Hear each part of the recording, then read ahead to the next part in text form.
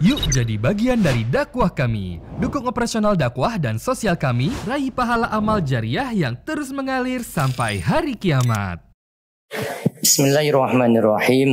Assalamualaikum warahmatullahi wabarakatuh.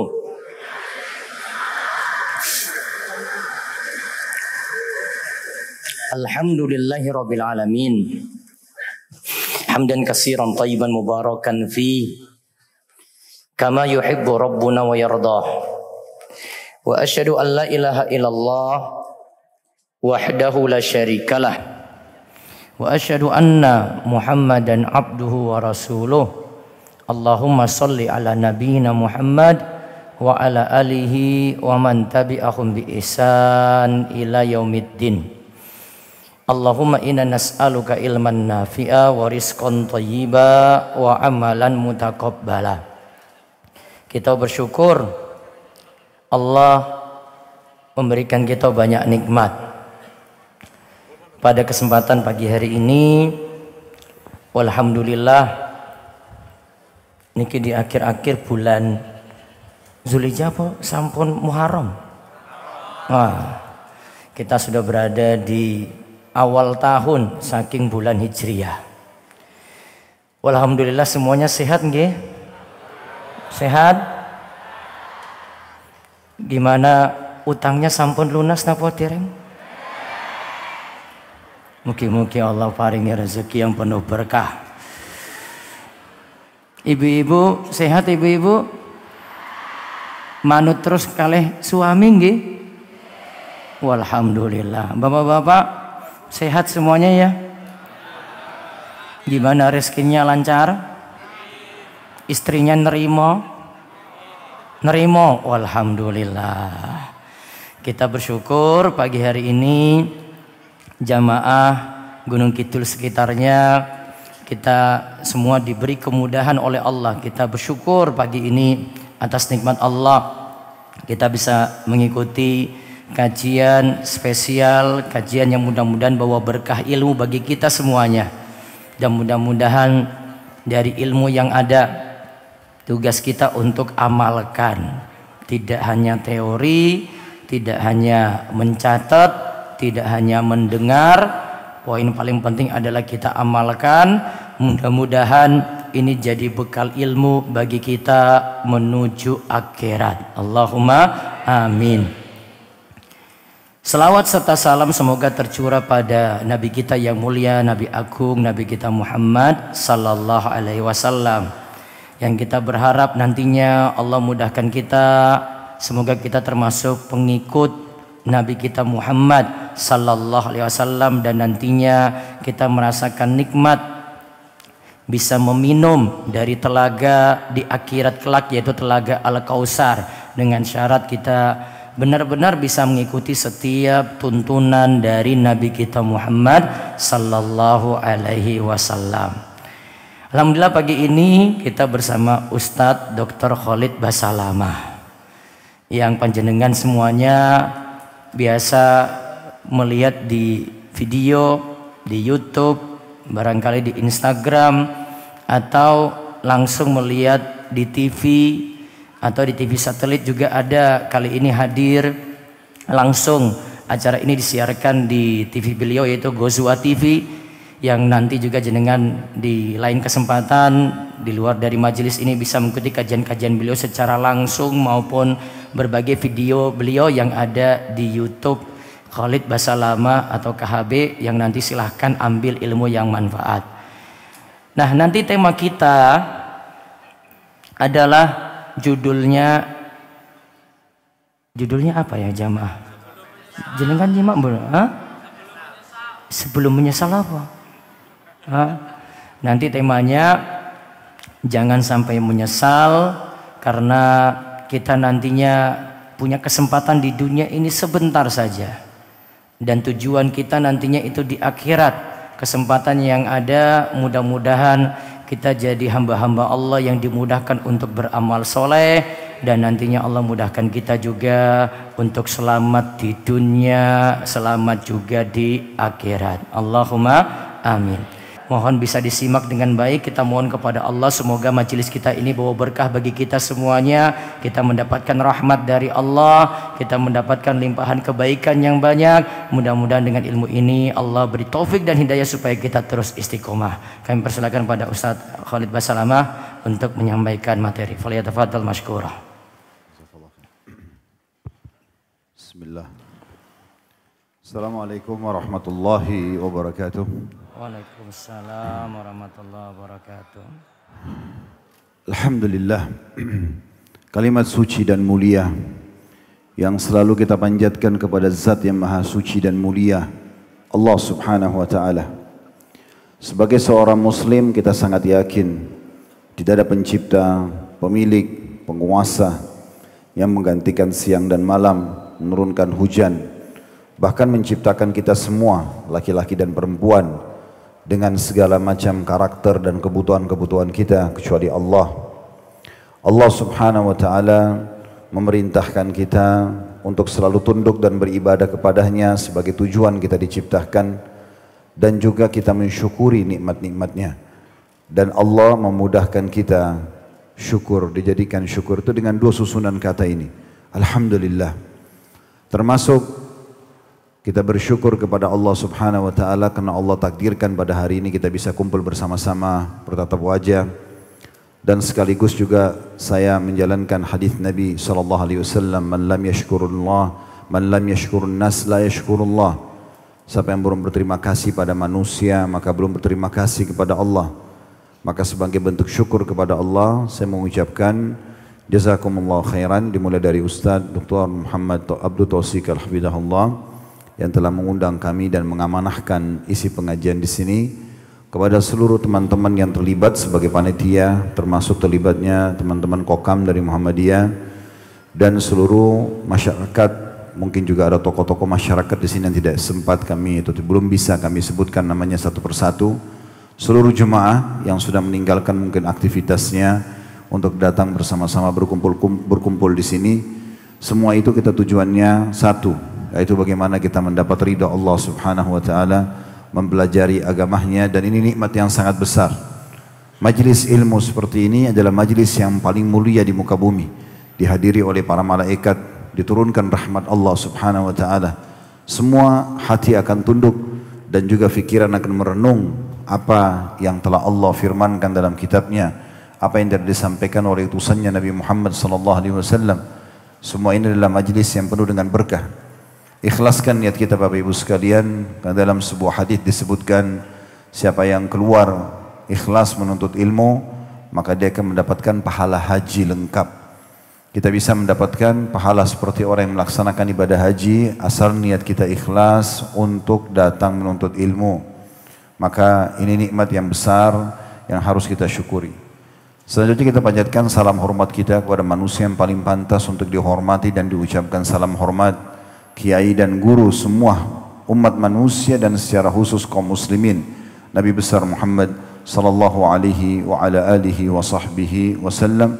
Sebagaimana Allah telah perintahkan kita untuk mengucapkan salam hormat tersebut, dan sebagai balas jasa 23 tahun dari masa hidup beliau dihabiskan semua untuk perjuangan agama ini.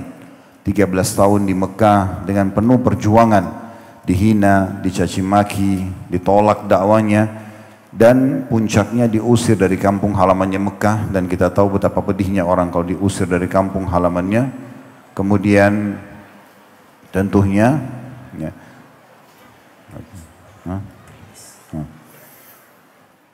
hujan rahmat, tenang saja ya. Dan 10 tahun di fase Madinah, semuanya tentunya dengan perjuangan dan kesempurnaan agama, akhirnya kita bisa menikmati agama ini. Bapak Ibu sekalian, sebelum kita mengisi pengajian ini, izinkan kami menyampaikan permohonan maaf dulu. Kami duduk di sini bukan karena mau duduk lebih tinggi daripada Bapak Ibu sekalian, tapi karena disiapkan oleh panitia. Dan saya juga berbicara sini bukan karena saya lebih pintar daripada Bapak Ibu sekalian, tapi kita ingin menjalankan firman Allah Subhanahu wa taala, "Fadzakir fa inna dzikra tanfa'ul mu'minin." Saling memberikan peringatan karena peringatan sangat bermanfaat bagi orang-orang beriman. Juga untuk menjalankan sabda Nabi sallallahu alaihi wasallam, "Ad-dinun nasihah." Bahkan beliau mengulangi dalam satu riwayat 3 kali. Ad-dinun nasiha, ad-dinun nasiha, ad-dinun nasiha. Agama ini semua isinya nasihat, saling mengingatkan satu sama yang lain. Kalau ada yang sudah berbuat baik, kita berikan dukungan kita. Kalau ada yang berbuat maksiat, kita ingatkan agar dia meninggalkan dan bertaubat kepada Allah Subhanahu wa taala. Maka tolong jangan fahami kami sedang mengajar untuk Bapak Ibu sekalian, tapi kita sedang sama-sama duduk berbagi dan untuk menambah iman kita. Judul kita pada kesempatan ini adalah jangan sampai menyesal. Saya yakin kita semua sudah pernah merasakan penyesalan. Mungkin pada hal-hal yang terjadi secara individual kepada kita. Sebagai contoh misalnya, kita pernah menyesal karena tidak lulus dari sekolah, atau menyesal karena tidak sempat menikah sama orang yang kita harapkan menjadi pasangan kita, atau menyesal karena kita targetnya ingin bekerja di sebuah lembaga tapi belum ditakdirkan, belum diterima, dan segala macam hal. Mungkin penyesalan yang kita tahu biasanya munculnya di akhir. Penyesalan tidak mungkin muncul di awal. Namun yang akan kita bahas sekarang adalah jangan sampai menyesal dalam pandangan Islam, Bapak Ibu sekalian. Penyesalan ini memang ada potensi dalam diri kita yang Allah ciptakan, tetapi diatur alurnya. Penyesalan yang dibolehkan dalam Islam dan harus kita punya kepedulian secara khusus, yaitu penyesalan dalam 2 hal. Yang pertama, kalau kita tidak sempat mengerjakan amal saleh. Kalau Bapak Ibu misalnya luput darinya satu kesempatan ibadah, tidak usah bicara wajib, yang sunnah saja sudah semestinya kita menyesal. Contoh misalnya semalam nggak bangun sholat tahajud, maka harusnya kita tanamkan penyesalan dalam diri kita. Kenapa? Karena peluang itu tidak akan terulang. Mungkin Anda mengatakan, Ustaz, tapi kan kalau saya tidak sholat tadi malam, saya bisa sholat nanti malam. Jawabannya iya. Tetapi tetap saja buku amal Anda semalam kosong dari sholat malam dan tidak bisa kita perbaikin. Sekali luput satu jenis amal soleh, hitungan detik saja dari kita, maka tidak mungkin kita perbaiki. Saya berbagi sebuah pengalaman Bapak Ibu sekalian. Satu waktu saya pernah kedatangan tamu di Jakarta di rumah. Kemudian kami ngobrol-ngobrol. Waktu itu saya sempat luput mengikuti perkembangan berubahnya jam sholat. Biasanya maksimal di Jakarta itu 12.10 azan maksimal. Dia bisa mundur sampai jam 11.35, 11.40 gitu ya, tergantung dari musim. Satu waktu transisi dari 12.10 mundur 5 menit, mundur 5 menit biasanya sampai nanti ke setengah 12 atau lebih sedikit.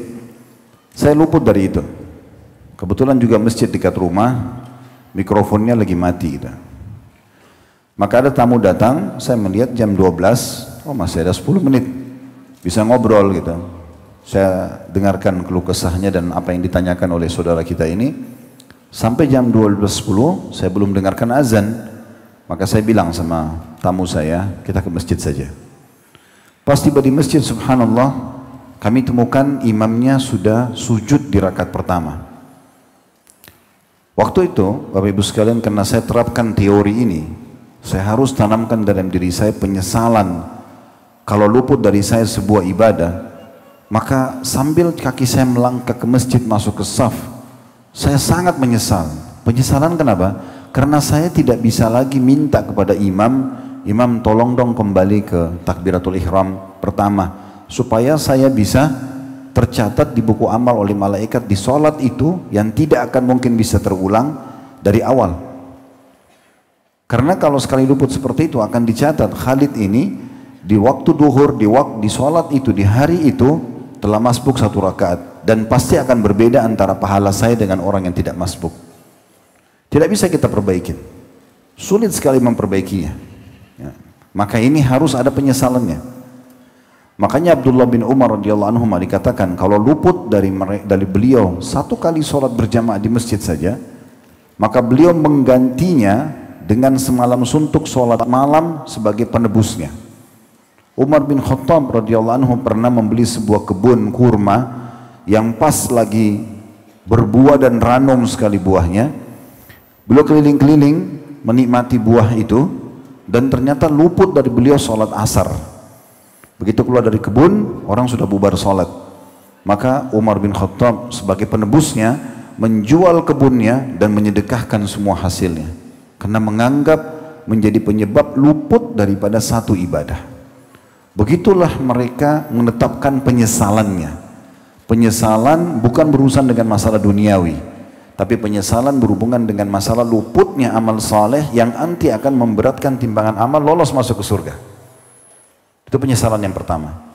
Penyesalan yang kedua dalam gambaran syariat adalah penyesalan kalau terjerumus dalam pelanggaran. Kapan seseorang di antara kita dibisikkan oleh syaitan untuk melakukan satu perbuatan pelanggaran, lalu kemudian diikutin sama dia. Dia membuka pintu zina, dia membuka pintu bohong, dia membuka pintu riba, membuka pintu mencuri, membuka pintu berdusta dan segala macam hal. Maka ini harus dia tanamkan dalam dirinya penyesalan, walaupun secara alami Allah sudah berikan potensi itu. Tidak ada orang Bapak Ibu sekalian yang melakukan satu perbuatan dosa kecuali Allah sisipkan dalam dirinya penyesalan. Dia nyesal buat zina itu, dia nyesal mencuri, dia nyesal itu ya. Tapi siapa di antara kita yang mau menunggang itu sebagai kendaraan dia agar segera dia memperbaiki kesalahan tersebut? Maka kita harus menyesal kalau berbuat kesalahan sebelum nanti datang hari penyesalan yang sifatnya sudah tidak bisa lagi diperbaiki, yaitu di hari kebangkitan nanti. Dipastikan kalau setiap orang di antara kita berada di dua penyesalan tadi, selalu hati-hati sekali jangan sampai ada ibadah yang luput supaya dia tidak menyesal, dan hati-hati jangan sampai berbuat dosa supaya jangan dia menyesal. Maka dipastikan dengan izin Allah Subhanahu wa taala dia berada di satu rel yang benar, dan dipastikan di dunia akan mendapatkan apa yang telah Allah jaminkan, kebahagiaan karena dia beriman dan beramal saleh, dan juga di akhirat dia akan dapat balasan maksimal. Sekarang coba kita renungi teman-teman sekalian firman Allah Subhanahu wa taala yang menggambarkan tentang penyesalan-penyesalan yang muncul nanti. Dan nikmatnya sebagai seorang muslim, kita ini sudah diberikan bocorannya. Anda sebagai seorang muslim sudah tahu semua sejarah sebelum kita. Mau cari sejarah tentang apa? Awal manusia sudah diceritakan tentang Nabi Adam dalam surah Al-Baqarah dan surah-surah yang lainnya. Bagaimana diproses-proses penciptanya dari tanah, bagaimana ditiupkan ruh, bagaimana diciptakan juga Hawa istrinya. Lalu berkembang biaklah manusia dari situ. Mau lebih mundur lagi, penciptaan malaikat dari cahaya, penciptaan jin dari api, disampaikan oleh Nabi SAW. Mau mundur lagi, penciptaan alam semesta ini digambarkan bagaimana Allah SWT ciptakan. Bahkan yang awal Allah ciptakan, makhluk pertama Nabi SAW sebutkan adalah sebuah pena, di mana Allah suruh mencatat semuanya takdir. Lalu Allah ciptakan ya, surga dan arsh, kemudian singgasana Allah, kemudian Allah ciptakan surga dan neraka, kemudian penciptaan langit dan bumi yang tadinya jadi satu lalu dipisahkan. Itu semua digambarkan dalam Al-Quran. Kalau Anda mau rentet awal sejarah semuanya, Anda tahu. Sebagai seorang muslim sudah tahu bocorannya walaupun kita tidak hadir dalam penciptaan tersebut. Anda ingin tahu di masa hidup Anda sekarang apa panduan hidup saya? Mana yang boleh saya nikmati dari makanan, minuman, pakaian, pendapatan, misalnya pergaulan. Anda sudah tahu Islam memandang Anda. Mana yang halal, mana yang haram. Anda mau tahu sesuatu yang sifatnya masa depan, semuanya sudah dipaparkan. Tentang kejadian-kejadian prosesi kematian, tentang kehidupan alam kubur, tentang tanda-tanda hari kiamat, kejadian hari kiamat sampai turun surah Al-Qiyamah, surah Al-Zalzalah, digambarkan bagaimana dahsyatnya kiamat itu, bagaimana hari kebangkitan nanti, dan digambarkan dengan lengkap balasan bagi orang yang patuh selama dunia, surga dari pintu gerbangnya, tanahnya, istanahnya, baju-bajunya, dayang-dayangnya, makanannya, minumannya, semua fasilitasnya rinci. Seperti Anda melihat surga itu sendiri. Dan tempat bagi para pembangkang neraka jahanam digambarkan semua. Siksaan yang paling rendah sampai yang paling berat. Masa depan semua tergambarkan. Kita sudah diberikan bocorannya. Tidak semua manusia mengetahui masalah ini. Makanya mereka yang tidak tahu, mereka alihkan potensi sembahan mereka kepada pohon, kepada dewa-dewa, pada patung, ya. Mereka tebak-tebak masa depan mereka. Maka ada di antara mereka ateis menolak tidak ada kehidupan, tidak ada kematian tidak ada kehidupan setelah kematian, karena mereka tidak faham. Salah satu bocoran yang paling menarik adalah penyesalan yang terjadi nanti di hari kebangkitan di akhirat, karena selama di dunia mereka tidak beriman. Maka dengan adanya penyampaian dalam ayat-ayat Al-Quran yang akan saya bacakan sebentar lagi, Bapak Ibu juga kalau mau buka di aplikasi Al-Quran di handphonenya silahkan, biar Anda bisa ikutin ayatnya dan terjemahannya. Maka Anda bisa lihat bagaimana Allah sudah paparkan kepada kita. Bahkan ayat-ayat ini turun 1400 tahun sekian yang lalu, bukan ayat yang baru. Sudah terlalu banyak orang yang beriman sebelum kita sebelumnya dan mendapatkan manfaat dari ayat-ayat ini, karena mereka sudah mengikuti, oh ternyata ada bocorannya, nanti di sana akan terjadi seperti ini, supaya kita tidak terjerumus dan mendapati atau mendapatkan hal yang serupa. Bisa Anda buka, kita mulai dalam surah Al-Mu'minun, surah nomor 23 ayat 99 sampai 115. Sekali lagi surah Al-Mu'minun, surah nomor 23 ayat 99 sampai ayat 115. Allah Subhanahu wa taala menggambarkan, Bapak Ibu sekalian, di ayat 99-nya saya bacakan. Hatta idza jaa ahadahumul mautu qala rabbirji'un. Demikianlah keadaan orang-orang kafir itu, orang-orang yang tidak beriman kepada Allah, hingga apabila datang kematian kepada seseorang dari mereka. Begitu dia lihat malaikat maut datang, maka pada saat itu mereka berkata, ya Tuhanku, kembalikanlah aku ke dunia. Di saat itu mereka baru bicara, ya Tuhanku, kembalikanlah aku ke dunia. Untuk apa? Untuk kembali ke makanan favoritnya kah? Untuk kembali kepada perkebunan dan pertaniannya kah? Atau untuk kumpul dengan istri atau suami dan anak-anaknya kah? Atau untuk berolahraga lagi? Enggak. Di ayat 100-nya Allah mengatakan, mereka menyesal di saat itu dan berharap tidak dimatikan, ditunda kematiannya untuk ini. La'alli a'malu salihan fima tarakt. Kalla innaha kalimatun huwa qailuha wa min waraihim barzakhun ila yaumi yub'atsun. Agar aku berbuat amal saleh. Tunda sedikit kematianku ya Allah, agar aku berbuat amal saleh. Biar aku bisa ikutin tuh orang-orang muslim, sholat, puasa, majelis ilmu, silaturahim keluarga, berzikir, berdoa, agar aku bisa buat seperti mereka, agar aku bisa berbuat amal saleh terhadap apa yang telah aku tinggalkan. Lalu Allah mengatakan, sekali-kali tidak. Sudah datang ajalmu, sudah tidak mungkin. Sesungguhnya itu adalah perkataan yang hanya diucapkan saja. Maksimal kau cuma bisa bilang, ya Tuhanku kembalikan aku, tapi tidak akan mungkin ada pengembalian, nggak mungkin. Dan di hadapan mereka ada dinding barzakh di kuburan sampai hari mereka dibangkitkan. Di ayat 101-nya, fa idza nufikha fis suri fala ansaba bainahum yauma idzin wala yatasaalun.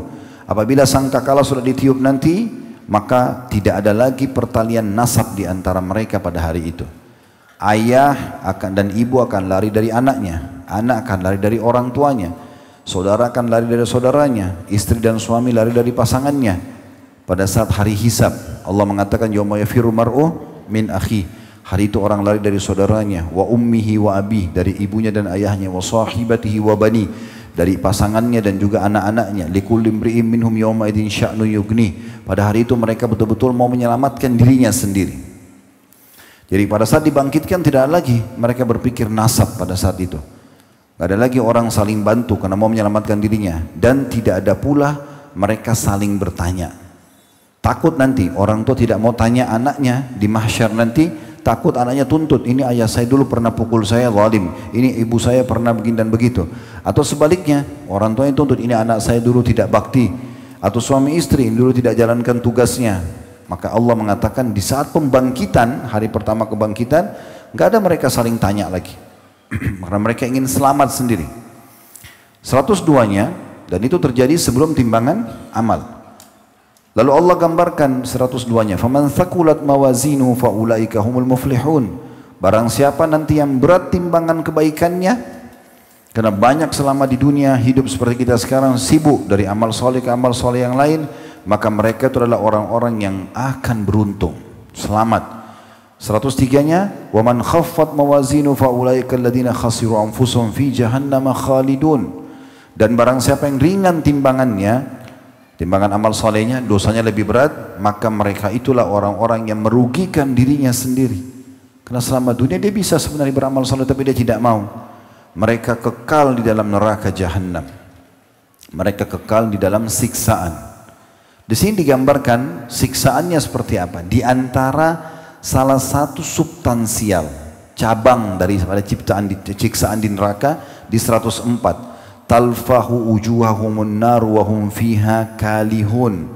Maka di neraka nanti ya mereka akan dibakar dan mereka di neraka itu dalam keadaan cacat. Dalam keadaan cacat.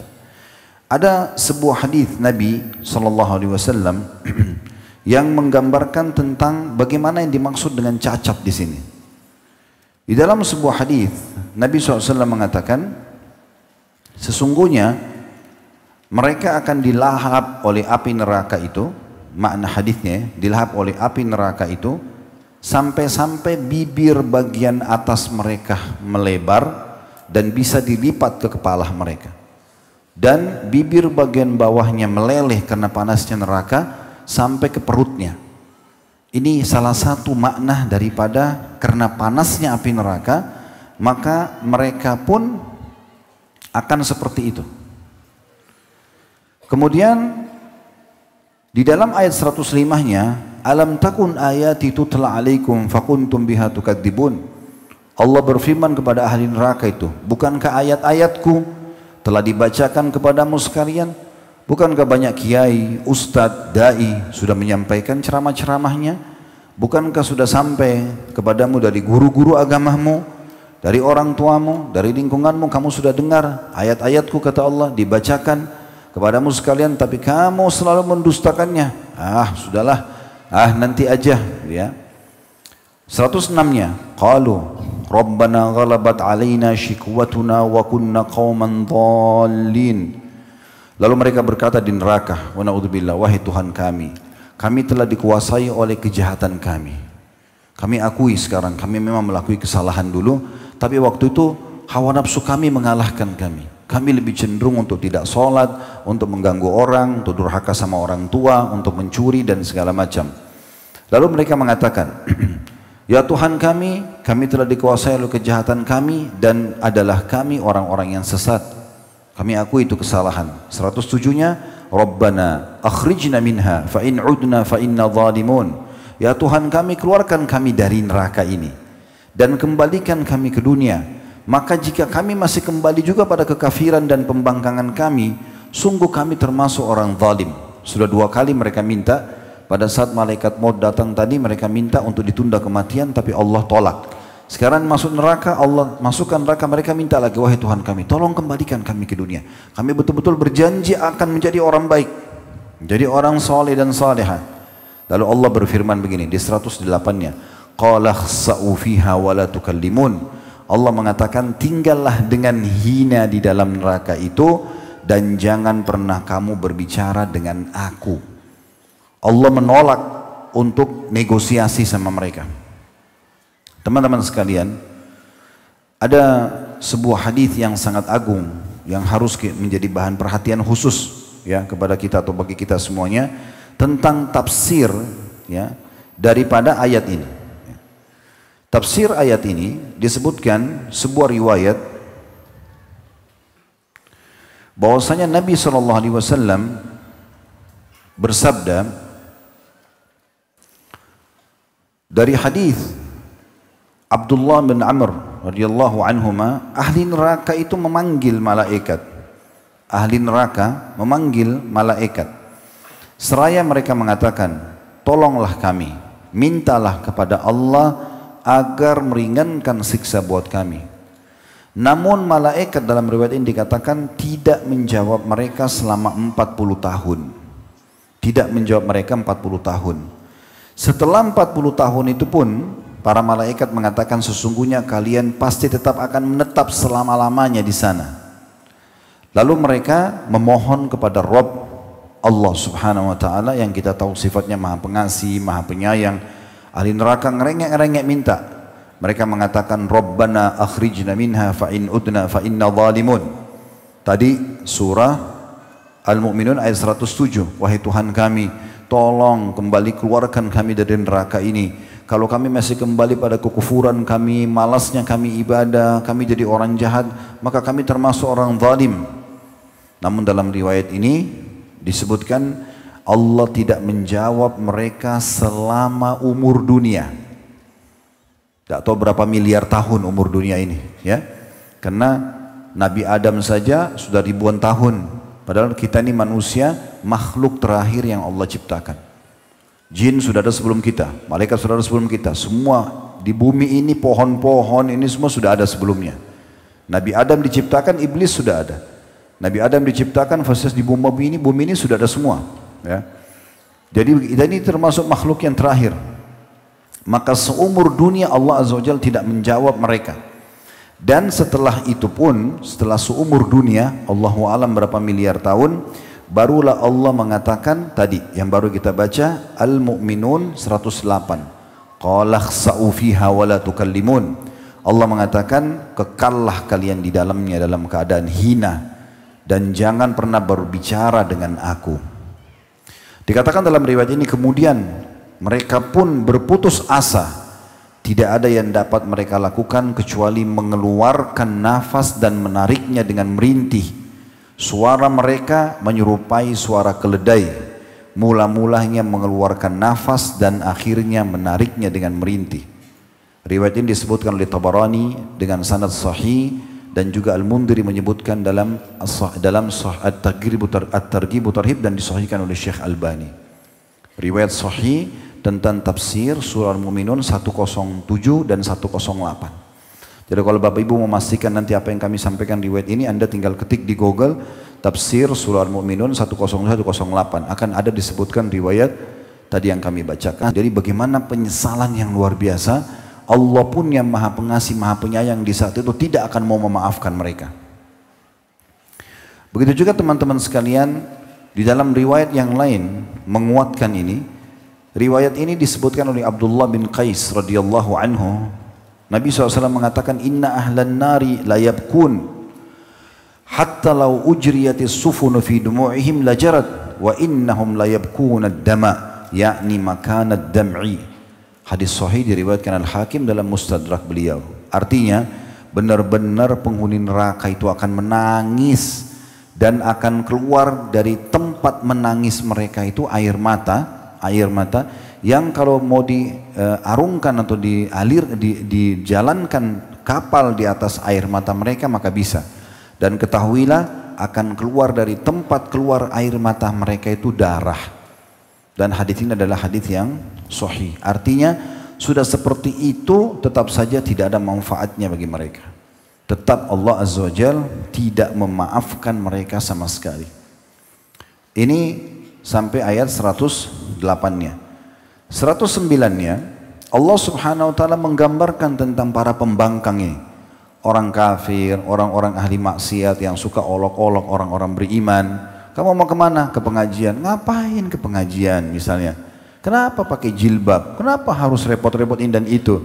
Allah gambarkan di 109. Bagaimana mereka dulu mengolok-olok orang beriman selama di dunia. Innahu kana fariqum min ibadi yaquluna rabbana amanna faghfir lana warhamna wa anta khairur rahimin. Sungguhnya di dunia dulu ada segolongan dari hamba-hambaku. Kalian ingat tangga kalian, kerabat kalian yang mereka biasa berdoa selama di dunia, ya Tuhan kami telah beriman maka ampunilah kami dan berilah kami rahmat dan engkau adalah sebaik-baik pemberi rahmat. 110-nya fattakhadtumuhum sikhriyan hatta ansaukum dzikri wa kuntum minhum tadhakun. Lalu kamu menjadikan mereka sebagai buah ejekan, diolok-olok. Orang-orang soleh dan soleh, Anda sekarang kalau diolok-olok lagi patuh pada Allah, nggak usah khawatir, nanti Allah akan permalukan mereka di hadapan Allah di hari kiamat di neraka. Ini kekal dalam firman Allah sudah 1400 tahun yang lalu turun dan akan terus ditilawakan oleh orang beriman sampai menjelang hari kiamat nanti. Lalu kamu menjadikan orang-orang soleh itu sebagai buah ejekan sehingga kesibukan kamu mengejek mereka menjadikan kamu lupa mengingat aku, kata Allah, dan adalah kamu selalu menertawakan mereka. Lalu 111-nya Allah mengatakan inni jazaitumul yawma bima sabaru annahum humul faizun. Sungguhnya kata Allah, aku memberi balasan orang-orang yang soleh itu yang selama di dunia rajin ibadah kepadaku, Hari ini aku berikan ya mereka surga karena kesabaran mereka. Sesungguhnya mereka adalah orang-orang yang menang. 112. Allah bicara lagi sama ahli neraka.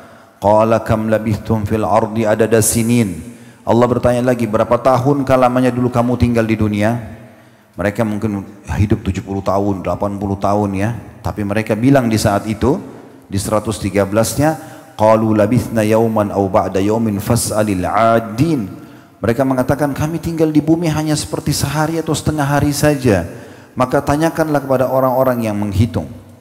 114, qala illa bithtum illa qalila law annakum kuntum ta'lamun. Allah berfirman, kamu tinggal di bumi melainkan memang cuma sebentar, 70 tahun, 100 tahun pun itu hitungan yang sangat sedikit di sisi Allah. Melainkan sebentar dan kamu sungguhnya ya tahu itu, bisa kamu pelajari. Terakhir 115-nya, afahasibtum annama khalaqnakum abathan wa annakum ilaina la turja'un. Apakah kamu mengira bahwa sungguhnya kami ciptakan main-main saja? Saya berikan kamu mata, kata Allah, telinga, semua perangkat tubuh ini, tangan, kaki, bibir, lidah, gigi dan segala macam. Itu sia-sia saja, untuk main-main saja, bukan untuk mengabdi beribadah kepadaku. Dan bahwakanya kamu tidak akan dikembalikan kepada kami, tanda tanya. Maksudnya, hai ahli neraka, apakah kamu mengira ini semua hanya bahan main-main saja? Tidak ada tujuannya kamu diciptakan? Maka sekarang rasakanlah penyesalanmu itu. Jadi teman-teman sekalian, beranjak daripada ayat ini, kita bisa lihat bagaimana dahsyatnya pada hari kiamat nanti Allah subhanahu wa ta'ala memberikan kita bocorannya tentang penyesalan orang-orang yang nanti masuk ke neraka. Begitu juga teman-teman sekalian, Allah subhanahu wa ta'ala mengingatkan dalam firman yang lain. Cukup banyak ya firman Allah subhanahu wa ta'ala yang berbicara tentang masalah ini. Di antaranya ya, yang Allah subhanahu wa ta'ala sebutkan dalam surah Zalzalah yang tidak asing buat kita, surah nomor 99 ayat 7 dan ayat 8, فَمَنْ يَعْمَلْ مِثْقَالَ ذَرَّةٍ خَيْرًا يَرَهُ. Siapa yang berbuat seperti biji sawi dari kebaikan. Bapak ibu senyum dengan muslim, tadi duduk di sini misalnya, bapak mempersilakan dan ibu saudaranya untuk duduk, atau anda tadi diminta tertib, anda tertib, hal-hal yang kecil gitu ya. Atau mungkin anda berbagi sebagian masakan anda kepada tetangga, atau hasil panen di perkebunan anda misalnya, mungkin bagiannya itu kecil, tapi semua sekecil biji sawi pun akan diperlihatkan dan diberikan balasannya. Wa may ya'mal mithqala dzarratin syarran yarah. Dan siapa yang berbuat seperti biji sawi dari keburukan pasti akan diperlihatkan dan juga akan dihukum oleh Allah subhanahu wa ta'ala. Kemudian surah Al-Asr, kita semua hafal 3 ayat ini. Surah nomor 103, sampai para sahabat Nabi Ridwanullahi alaihim menjadikan surah ini sebagai surah penopang dan penambah iman harian mereka. Bismillahirrahmanirrahim, wal asr, demi waktu. Di sini menggunakan alif lam mu'arraf, alif lam yang memperkenalkan sesuatu. Kalau Allah bilang wa asr, tidak pakai alif lam, berarti demi masa, tapi masanya nggak jelas, masa apa? Tapi dengan adanya alif lam wal asr, berarti Allah ingin menitip pesan waktu tertentu. Makna yang paling tepatnya kata ulama tafsir adalah demi, kata Allah, demi Allah bersumpah atas nama Dia, karena wawunya wawu qasam di sini, wawu sumpah, demi waktu kalian selama di dunia. Lalu ayat 2-nya menggunakan harfu ta'kid, inna. Semua setelah inna, anna, lakinna dalam bahasa Arab berarti informasi penting. Innal insana lafi khusr. Semua manusia sungguhnya dalam keadaan rugi selama waktu di dunianya.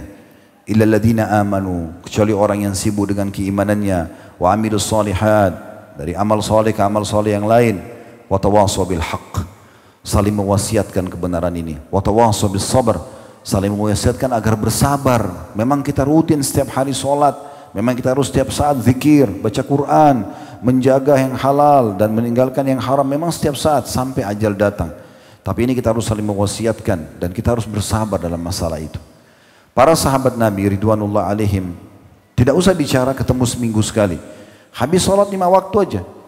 Kayak bapak misalnya kena sholat di masjid misalnya ya, ketemu, kalau mereka habis sholat duhur mau bubar masing-masing ke rumahnya, nanti asar ketemu lagi.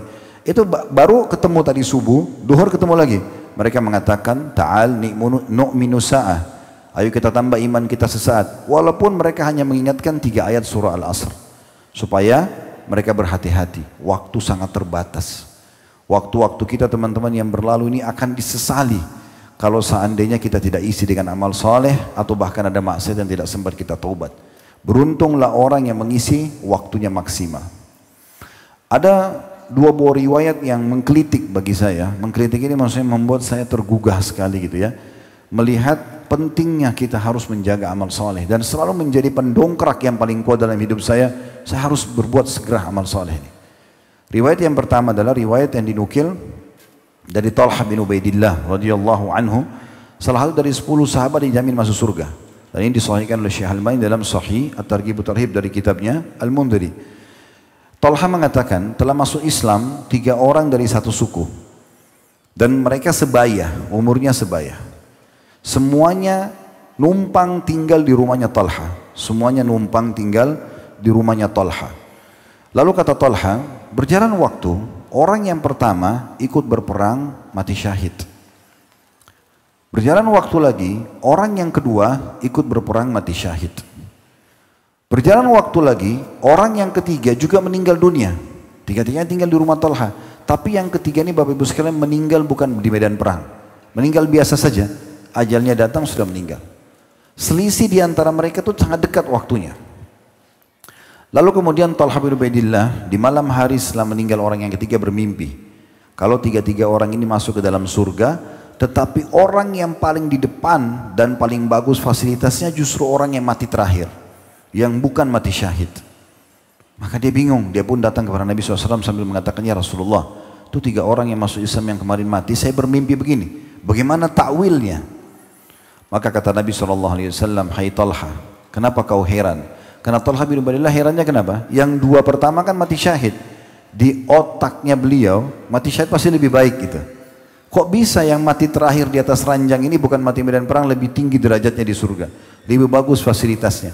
Kata Nabi SAW, wahai Talha, kenapa kau heran? Mana kau dari sholatnya orang yang mati terakhir itu beberapa hari? Dari puasanya, dari zikirnya. Ternyata selisih 1 hari, 2 hari, 3 hari saja sama orang yang lain. Kita masih hidup, dia sudah meninggal. Kita masih bisa mendahului derajat dia di surga. Itu saking pentingnya kita harus mengisi dengan amal saleh. Dalam riwayat yang kedua dikatakan ada 2 orang di masa Nabi Muhammad SAW. Masih sama juga disahihkan oleh Syekh Al-Albani dalam Sahih Targhib Tarhibnya. Di bab yang sama ini tentang masalah bab jihad. Yang satu ini, riwayat yang satu ini ada 2 orang bersahabat. Sebaya juga muslim. Yang satunya meninggal mati syahid sepekan kemudian. Di riwayat ini disebutkan waktunya, bedanya seminggu. Sepekan kemudian mati sahabat yang sebaya tapi mati biasa. Waktu baginda Nabi SAW mensolati jenazah orang yang kedua yang bukan mati syahid, setelah disolati sebelum jenazahnya diangkat, Nabi SAW tanya para sahabat, bagaimana menurut kalian kedudukannya orang ini dibandingkan temannya yang meninggal mati syahid pekan lalu? Hampir semua sahabat faham, sahabat yang meninggal pekan lalu pasti lebih baik karena mati syahid. Maka kata para sahabat, ya Rasulullah, semoga saja orang yang baru kita sholat ini bisa mencapai derajat sahabat yang meninggal pekan lalu karena persahabatannya. Maksudnya apa? Yang meninggal pekan lalu mati syahid lebih tinggi derajatnya. Semoga ini juga dapat karena persahabatannya. Kata Nabi SAW apa? Demi zat yang jiwaku dalam genggaman, maksudnya demi Allah, sungguh orang yang baru kalian solati lebih tinggi derajatnya dari yang meninggal sahabatnya pekan lalu antara langit dan bumi. Karena dia sempat mengerjakan ibadah sepekan saja. Jadi teman-teman sekalian, engahkan diri kita ini, sadarkan diri kita, jangan terus-menerus lalai, karena waktu nggak bisa kembali, nggak bisa terulang. Sekali luput ibadah itu tidak bisa kita perbaiki. Kita hanya bisa melakukan nextnya, setelahnya. Kalau kita luput misalnya tadi subuh sholat berjamaah misalnya, kita nggak bisa perbaikin, nggak bisa kita mau ngerengek pun sama Allah, ya Allah tolong mundurkan waktu supaya dicatat di buku amal saya sholat tepat, nggak bisa. Kita cuma bisa tunggu besok, itu pun kalau kita masih hidup. Dan pasti sudah berbeda antara kita dengan orang yang mendapatkan keutamaan itu. Kecuali Anda punya udzur, itu beda. Maka ini poin penting untuk kita garis bawahi.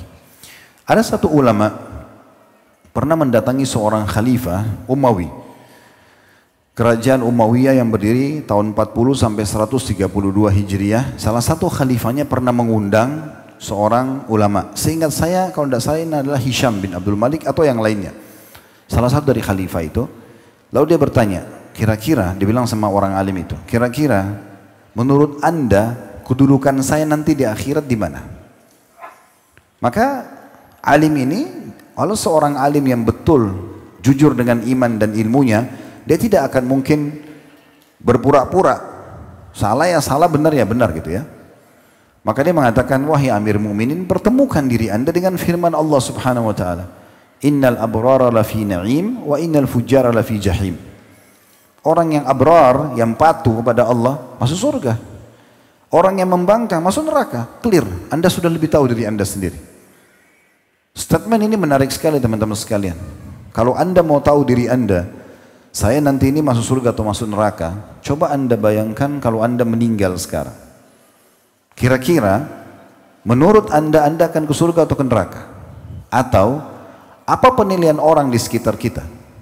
Orang akan nilai, oh itu orangnya baik tuh, selama hidup suka silaturahim keluarga, selalu jaga sholat, selalu begini dan begitu. Atau orang akan bilang, alhamdulillah dia meninggal nih, karena selama hidup ganggu orang terus. Anda sudah senilai diri anda sendiri. Makanya Nabi SAW juga bersabda dalam hadis yang lain, teman-teman sekalian, ketahuilah surga itu lebih dekat kepada seseorang di antara kalian daripada tali sendalnya sendiri. Dan seseorang di antara kalian lebih dekat dengan nerakanya dari tali sendalnya sendiri. Sebab Nabi SAW sebutkan hadis ini, karena waktu beliau mengepung benteng Khaybar, ada 9 benteng di wilayah Khaybar, benteng Yahudi. Benteng pertama namanya benteng Naim.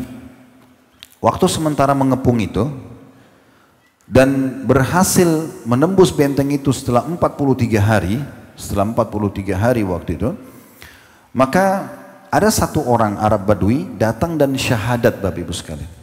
Dia datang kepada para sahabat mengatakan, agama apa kalian ini?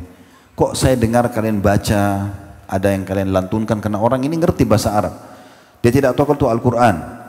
Kenapa terus kemudian datang kalian di sini berperang? Untuk apa kalian serang Yahudi ini? Lalu sahabat menceritakan, kami orang beriman kepada Allah, Allah itu pencipta alam semesta ini, Allah turunkan kitabnya Al-Quran, Allah utus kepada kami utusannya, ada Rasulullah di depan sana.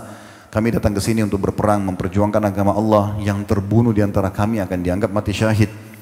Dia tertarik, dia mengatakan, saya mau masuk agama kalian. Kata Nabi SAW, pergilah ke depan sana, itu ada Rasulullah. Maksudnya langsung aja syahadat masuk Islam depan. Orang ini pun datang kepada Nabi SAW, waktu itu Nabi kebetulan lagi membagi harta rampasan perang atau ghanimah dari benteng pertama Yahudi tadi yang bernama benteng Naim. Waktu lagi dibagi, orang ini bilang, ya Rasulullah, saya mau masuk Islam. Nabi SAW pandu. Setelah masuk Islam, lalu Nabi bilang kepada sahabat yang membagi-bagi ghanimah harta rampasan perang, berikan juga orang ini. Karena dia masuk Islam bertepatan lagi pembagian harta rampasan perang. Maka uniknya, orang yang baru syahadat ini bilang begini, ya Rasulullah, saya masuk Islam bukan untuk harta ini. Saya masuk Islam karena saya ingin ikut berperang sisa peperangan anda. Ada 9 benteng Yahudi, baru 1 anda bebaskan. Masih ada 8 yang belum anda bebaskan.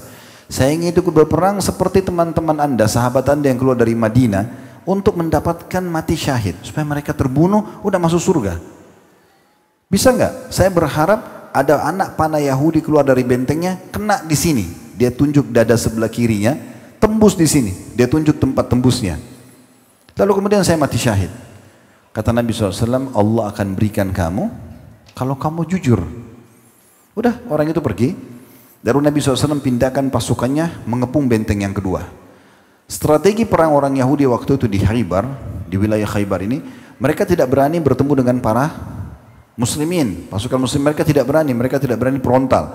Maka mereka gunakan strategi lempar anak panah dari dalam benteng, sampai nanti umat Islam merasa ketakutan pergi, harapannya begitu, atau kena korban. Kalau umat Islam terdesak, mereka buka pintu gerbang, mereka serang, lalu mereka kembali lagi. Nah seperti itu strateginya. Makanya orang Arab Badui yang masuk Islam ini, di dalam riwayat ini tidak disebutkan nama beliau, dia berkata, ya Rasulullah, saya berharap anak panah Yahudi, dia tahu Yahudi ini nyerang dari dalam benteng pakai anak panah, kena di sini, selalu tembus di sini, dan saya mati syahid.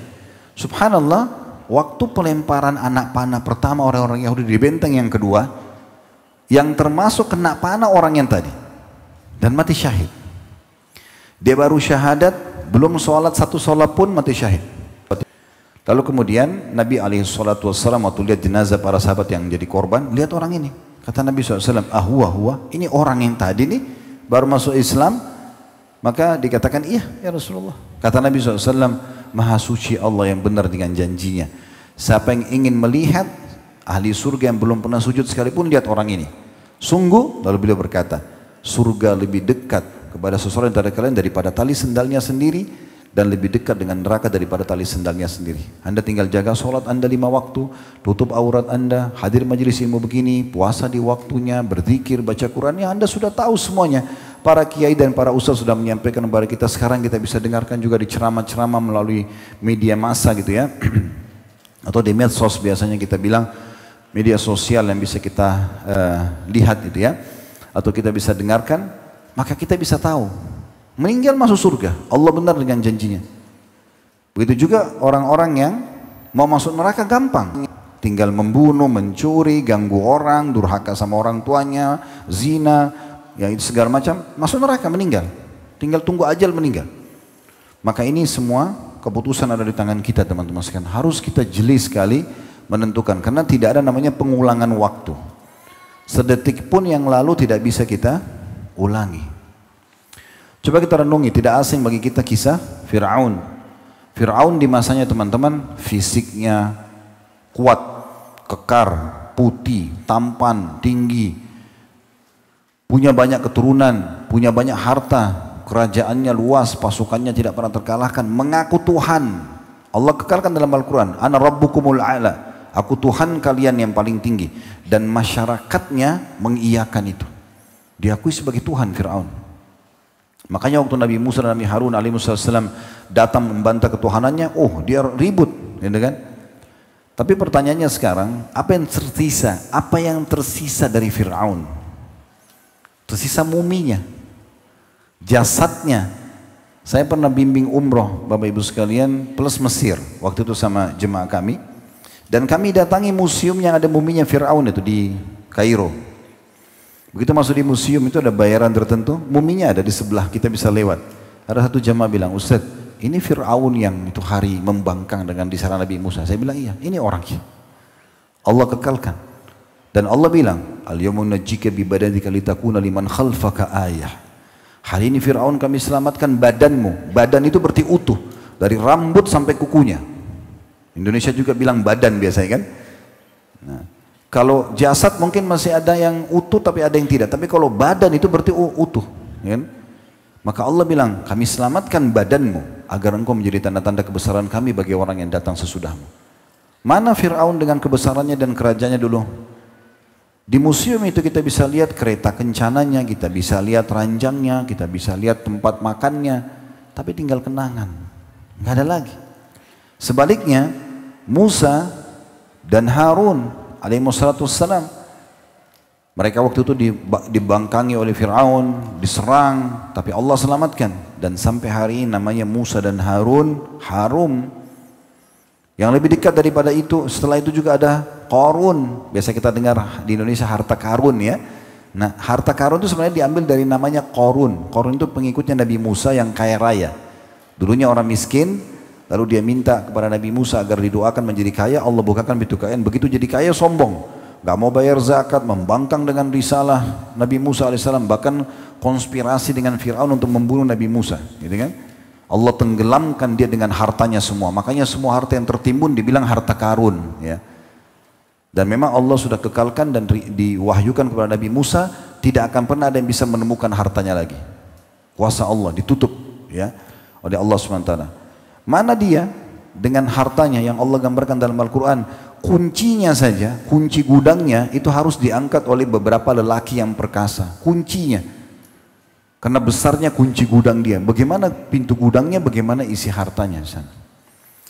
Mana teman-teman sekalian yang lebih dekat daripada itu? Abu Jahal, Abu Lahab. Pernah dengar nama-nama ini kan? Ini tokoh-tokoh Quraisy di Mekah. Anda kalau baca sejarah-sejarah, syair-syair menggambarkan mereka, mereka itu tampan-tampan, mereka kulitnya putih, mereka punya kedudukan, mereka punya harta, punya keturunan. Mana sekarang Abu Lahab sama Abu Jahal? Abu Jahal meninggal dalam kondisi terhina di perang Badar, gitu kan? Kemudian juga Abu Lahab, pamannya Nabi, tidak ikut perang Badar, tapi waktu dia meninggal dalam kondisi kepalanya sempat luka karena dipukul oleh Ummu Fadl. Ummu Fadl ini istrinya Abbas, paman Nabi. Dipukul karena waktu itu dia mengucapkan kata-kata yang kurang baik di satu majelis Quraisy, dipukul lalu dia luka, lalu badannya membusuk meninggal. Sampai waktu meninggal tidak ada orang kerabatnya mau mendekati jenazahnya. Jadi Abu Lahab itu dikuburkan dalam buku-buku sejarah dikatakan sambil dirajam dengan batu. Anak-anaknya pun melempari batu sampai gundukan batu tidak bisa dikuburkan karena badannya busuk. Itu akhir kehidupannya. Rumahnya hilang, kedudukannya sudah tidak dikenang, padahal waktu itu luar biasa terkenalnya. Umayyah bin Khalaf, majikannya Bilal yang taruh batu di dadanya Bilal, itu tokoh orang kaya di Mekah, terkenal sekali, gitu kan? Meninggal juga di tangannya Bilal di perang Badar, juga sama, badannya membusuk, gitu kan? Rusak, hampir 70 tokoh Quraisy, 69 orang dimasukkan ke dalam sumur oleh Nabi SAW kecuali dia karena badannya membusuk. Kalau ditarik copot badannya, dikuburin di lokasi perang. Hilang semua kisahnya mereka. Dan sebaliknya, ya, mana jeritannya Bilal? Bilal sempat teriak-teriak waktu kesakitan, ahadun ahad, panas di padang pasir. Kita sekarang saja di Indonesia mungkin kalau sudah 37 derajat udah panas banget ya dia. Ini di padang pasir biasanya kami pernah hidup 7 tahun di Madinah. Itu kalau sudah sangat panas itu bisa 50 derajat. Dan panas sekali. Bilal ditaruh di padang pasir, ditaruh batu panas lagi di dadahnya. Tapi beliau tetap kokoh dengan keimanannya. Ini bukan batu kecil ya. Batu itu bisa sebesar tubuh Bilal atau lebih besar lagi. Dan panas sekali. Tapi beliau bersabar. Mana jeritannya? Udah nggak ada. Bahkan Bilal dikenang setelah Islam termasuk sahabat Nabi yang diangkat dimuliakan oleh Allah SWT walaupun dia mantan budak kulitnya hitam jadi muadzin Nabi.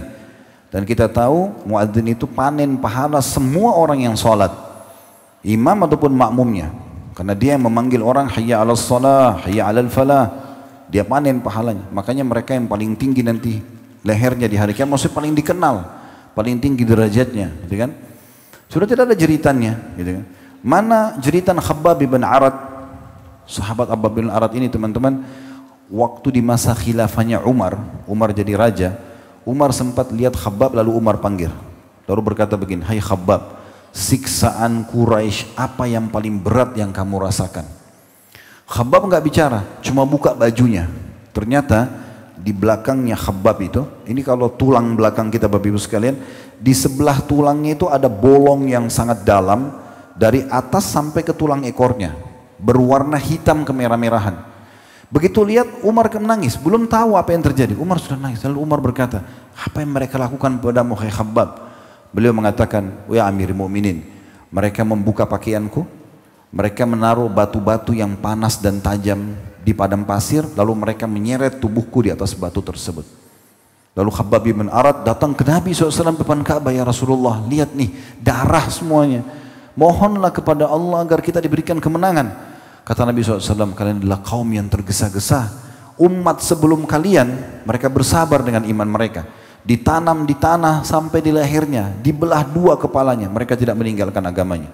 Demi Allah, agama ini akan menyebar, ya, sampai nanti seseorang jalan dari Hadramaut ke Sana'a 600 km tanpa ada lagi rasa khawatir. Nah, ini menandakan memang teman-teman sekalian ada penyiksaan. Tapi mana jeritan Khabbab? Sudah nggak ada. Semua itu berlalu, ujian-ujian pun itu berlalu. Mungkin kita juga pernah dengar bagaimana Hamzah radhiyallahu anhu terbunuh di perang Uhud. Setelah terbunuh, dibunuh oleh Wahsy di tombak, gitu ya. Kemudian datang Hindun. Hindun ini istrinya Abu Sufyan. Walaupun nanti Wahsy dan Hindun masuk Islam di pembebasan kota Mekah. Tapi waktu itu Hindun jengkel karena ayahnya, kakaknya itu terbunuh di Badar termasuk ada campur tangan Hamzah. Maka dia melihat jenazahnya, dia panggil Wahsy.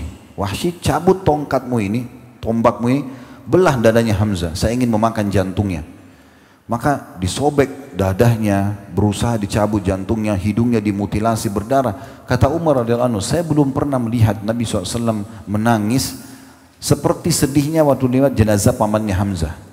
Tapi waktu itu tiba-tiba Nabi SAW berhenti dari tangisannya dan mengatakan, sungguh aku diperlihatkan oleh Allah Hamzah bertelekan di dipan-dipannya di surga, dan dia adalah Sayyidus Syuhada, pimpinan para syuhada. Sudah nggak ada jeritan Hamzah mengatakan, aduh hidung saya sakit, aduh dada saya sakit, nggak ada. Itu hanya sebentar. Orang yang meninggal merasakan satu saja, sakaratil maut, proses pencabutan ruh. Orang beriman akan mudah keluar ruhnya seperti air dari mulut kendi, orang kafir akan sulit, selesai. Begitu saja. Jadi orang yang ditabrak kereta api kepalanya hancur, orang yang meledak di atas pesawat, gak ditemukan potongan badannya, orang yang tenggelam di lautan dicabit-cabit ikan, sama orang yang mati di atas ranjang, dalam pandangan Islam sama saja, tinggal dia beriman atau dia kafir. Beriman akan mudah ruhnya keluar, orang kafir akan sulit keluar dan disiksa oleh para malaikat. Maka itu prosesnya. Mereka tidak bilang lagi, aduh kepala saya sakit ditabrak kereta api, aduh badan saya panas kena apinya meledakan pesawat, aduh badan saya sakit cabit-cabit ikan, nggak ada lagi. Kita sudah diberikan semua bocoran itu. Jadi semuanya sirna teman-teman sekalian, ya. Dan semua yang tertinggal hanya pahala yang akan didapatkan kalau dia orang-orang beriman, dan penyesalan abadi kalau dia orang-orang kafir. Nabi SAW mengingatkan kita agar segera sebelum menyesal, segera kejar surganya Allah, segera raih derajat-derajat yang tinggi di sana, karena antara kita dengan surga hanya kematian. Segera selamatkan diri dari api neraka, karena antara kita dengan neraka cuma kematian. Beliau mengatakan dalam hadis riwayat Tirmidzi dan disahihkan oleh Syekh Albani, man khafa adlaj wa man adlaja balagal manzil, ala inna sil'atullahi ghaliyah, ala inna sil'atullahi jannah. Siapa yang bersegera dengar ceramah begini, oh iya ya, saya harus segera amal saleh, segera dia amalkan. Man adlaj, siapa yang berjalan cepat, di sini maknanya di malam hari, maka balagal manzil, dia akan sampai ke tujuannya, dia akan sampai ke surganya nanti. Dan ketahuilah balasan Allah itu, barang dagangan Allah yang Allah berikan dari hasil kepatuhan kita sangat mahal.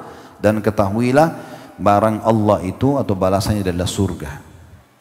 Surga teman-teman digambarkan luasnya seluas langit dan bumi.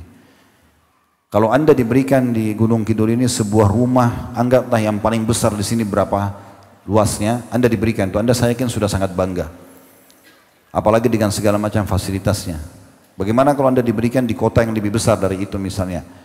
Bagaimana kalau anda diberikan di ibu kota di Jakarta misalnya? Saya yakin anda pasti lebih senang. Ini dapat istana di surga. Ini bukan main-main ini. Surga itu luasnya seluas langit dan bumi. Dan sebuah riwayat sahih dikatakan akan didatangkan nanti pada hari kiamat orang yang paling menderita di dunia. Anggaplah maaf dari lahir susah hidupnya sampai meninggal susah, tapi beriman. Sholat, puasa, patuh sama Allah. Dia bersyukur dengan apa walaupun pas-pasan, meninggal. Susah hidupnya, didatangkan di hari kiamat, dicelupkan satu celupan di surga, dikeluarkan. Lalu ditanya, cuma celupan, belum tinggal, dimasukkan lalu dikeluarkan. Ditanya, kamu pernah menderita selama ini? Pernah kau rasakan kesusahan tidak selama ini? Dia mengatakan, demi Allah tidak pernah. Sebaliknya, akan didatangkan hari kiamat, lanjutan hadisnya kata Nabi SAW, orang yang paling besar nikmatnya Allah pada dia di dunia tapi orang kafir. Misalnya dia lahir sebagai anak raja di kerajaan, di istana, kemudian dia meninggal juga sebagai raja tapi dalam kondisi kafir. Didatangkan hari kiamat, dicelupkan satu celupkan di neraka, dikeluarkan. Lalu ditanya, pernah nggak kamu rasakan nikmat selama ini? Kamu pernah bahagia nggak selama ini? Dia mengatakan, demi Allah tidak pernah. Jadi begitu besarnya nikmat surga dan mahalnya dia, sampai semua penderitaan dunia hilang hanya dengan satu celupan. Bagaimana kalau kita khalidina fiha, kekal selamanya. Begitu juga dengan neraka, jangan anggap remeh, nggak apa-apalah masuk neraka dulu.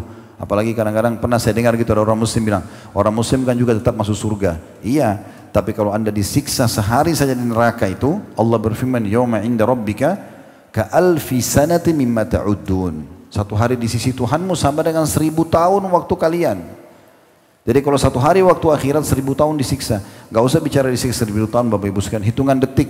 Kalau korek gas kecil udah kita bakar jempol kita ini, 1 detik 2 detik aja, panasnya luar biasa. 1 menit bisa mateng tangan kita, bisa harus operasi, gitu kan? Ini baru korek itu. Bagaimana kalau seluruh tubuh kita ini kena dengan api? Dan api neraka itu 69 kali lipat lebih panas daripada api dunia. Makanya Nabi SAW mengatakan sesungguhnya Allah menciptakan api neraka itu sampai 70 kali lipat. Satunya diturunkan di dunia yang kita pakai itu api terpanas bagi kita. Maka nanti di akhirat bisa berlipat-lipat ganda. Jadi harus hati-hati sekali. Penyesalan atas amal-amal soleh teman-teman sekalian itu kalau kita pernah melakukan meninggalkan lalu kita menyesal lalu kita perbaiki itu adalah satu kebaikan. Tetapi yang lebih baik lagi kalau kita berusaha tanamkan penyesalan yang baru kami sampaikan tadi sebelum terjadi supaya Anda tidak akan pernah menyia-nyiakan amal soleh ke depan. Dan juga Allah Subhanahu wa taala mengingatkan penyesalan ini dalam surah Al-Fajr, surah nomor 89 ayat 24. Al-Fajr surah nomor 89 ayat 24, yaqulu ya laitani qaddamtu li hayati. Maka nanti akan ada orang-orang yang mengatakan pada hari kiamat, alangkah baiknya andaikan dahulu aku mengerjakan amal soleh semasa hidupku. Nanti akan ada orang menyesal begitu. Coba dulu saya sholat berjamaah di masjid ya. Coba dulu saya hadiri majlis ilmu yang diundang ya. Coba dulu saya lengkapkan puasa Ramadan saya ya. Coba dulu saya puasa sunnah ya. Coba dulu saya bakti orang tua saya. Coba dulu. Tapi sudah nggak ada gunanya. Penyesalan terakhir. Nggak bisa diperbaikin. Ini Allah sudah bocorkan buat kita Bapak Ibu sekalian. Anda sudah dengar dari lisan kami. Ya laitani qaddamtu li hayati. Aduhai, coba dulu kata Allah. Orang-orang ini akan mengucapkan di hari kiamat kalau dia lakukan amal soleh. Coba dulu saya isi semasa hidupku semuanya ibadah. Dalam sebuah athar disebutkan ada seorang ibu di masa Nabi Nuh alaihissalam meninggal anaknya. Anaknya meninggal umur 60 tahun. 60 tahun. 60 tahun bagi kita sudah lumayan tua, gitu kan? 60 tahun. Waktu itu umur mereka ratusan tahun. Nabi Nuh alaihissalam aja berdakwah di kaumnya 950 tahun. Ibu itu nangis-nangis, anak saya kesihan meninggal masih kecil. Karena 60 tahun bagi mereka masih kecil. Umurnya 700-800 tahun. Kata Nabi Nuh alaihissalam, wahai ibu, jangan kau sesali umur anakmu yang meninggal. Karena akan datang nanti umat di akhir zaman. Kita ini, ya, yang umur tertua mereka seperti umur anakmu ini. Kayak kita sekarang, kita anggap 60 tahun sudah tua. Di masa dulu masih anak-anak itu. Maka kata ibu itu apa? Wahai Nabi Allah, andai saja saya hidup di masa itu dan saya hanya dikasih 60 tahun, saya gunakan semuanya untuk sujud kepada Allah. Memang ini orang-orang harus memahami, menyadari masalah ini, ya. Bagaimana pentingnya dia segera kembali kepada tujuan dasar diciptakan. Wa ma khalaqtul jinna wal insa illa liya'budun, kata Allah. Aku tidak ciptakan jin dan manusia kecuali memang untuk mengabdi kepadaku. Memang kita diciptakan Bapak Ibu sekalian, kalau Anda tanya saya untuk apa saya hidup di sini Ustaz? Memang untuk begini, memang untuk mendengar majelis ilmu, memang untuk sholat, memang untuk zikir, untuk puasa, baca Quran, memang untuk itu. Enggak ada tujuan lain. Makan, minum, tidur, mandi, ini pernak-pernik kehidupan. Bukan tujuannya. Jangan dibalik ya. Jangan dijadikan pernak-pernik kehidupan sebagai tujuan lalu tujuan utama kita lalaikan. Hanya kena mandi, hanya kena makan, lalu terbengkalai sholatnya. Hanya kena ngobrol sama teman-temannya, terbengkalai majelis ilmunya. Ini sayang sekali. Begitu juga Allah Subhanahu wa taala berfirman dalam surah Al-Ahzab. Penyesalan juga orang-orang kafir di neraka nanti. Surah nomor 33 ayat 66. Yauma tuqallabu wujuhum fin nari yaquluna ya laitana ata'na Allah wa ata'na ar-rasul. Pada hari wajah atau muka mereka dibolak-balikan, dipanggang di api neraka. Ini firman Allah. Anda bisa lihat surah Al-Ahzab ayat 66. Mereka selaya berkata waktu dibakar, dibolak-balik di neraka itu, alangkah baiknya jika dulu selama di dunia kami taat kepada Allah dan taat kepada Rasul. Begitu juga disebutkan di dalam surah Al-Haqqah tentang penyesalan ini.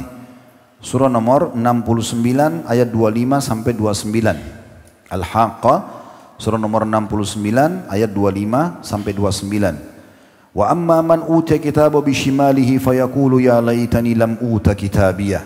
Adapun orang-orang yang akan diberikan kitab amalnya dengan tangan kirinya atau di tangan kirinya, maka dia berkata, alangkah baiknya jika kitabku ini tidak diberikan kepadaku. Karena nanti hari kiamat Bapak Ibu sekalian kita dibangkitkan di mahsyar dan ini pasti terjadi. Makanya kita selalu baca dalam Al-Fatihah, Malik Yaumiddin, Raja penguasa hari kebangkitan, pembalasan hari kiamat itu akan ada. Rukun iman kita yang kelima, iman kepada hari kiamat, salah satunya hari kebangkitan. Nanti di hari kiamat itu, mau nggak mau, buku amal kita akan datang ke sisi kita. Kalau kita ahli surga, akan datang ke sisi kanan. Kalau kita ahli neraka, akan datang ke sisi kiri. Kita nggak bisa nolak. Makanya orang yang terima bukunya di tangan kiri, dia nggak mau, nggak bisa dipindahin ke tangan kanannya. Itu berarti dia sudah masuk ahli neraka. Makanya yang terima dengan tangan kiri, Allah bongkar di sini. Dalam surah Al-Haqqah ayat 25, adapun orang-orang yang diberikan bukunya pada tangan kirinya, mereka mengatakan, aduh baiknya kalau buku ini belum diberikan kepadaku. Ayat 26-nya, walam adri ma hisabiyah, dan aku tidak tahu hisabku. Kemudian ayat 27-nya, ya laitaha kanatil qadiyah, duhai andai saja kematian yang memisahkan dari kehidupan dunia itu menyelesaikan semuanya. Gak ada kebangkitan, gak ada hisab, gak ada juga hari, gak ada surga dan neraka gitu. Ayat 28-nya, ma'agna anni maliyah, hartaku sama sekali tidak bermanfaat dan bisa menolongku. Ayat 29-nya, halaka anni sultaniyah, dan telah hilang semua kerajaanku.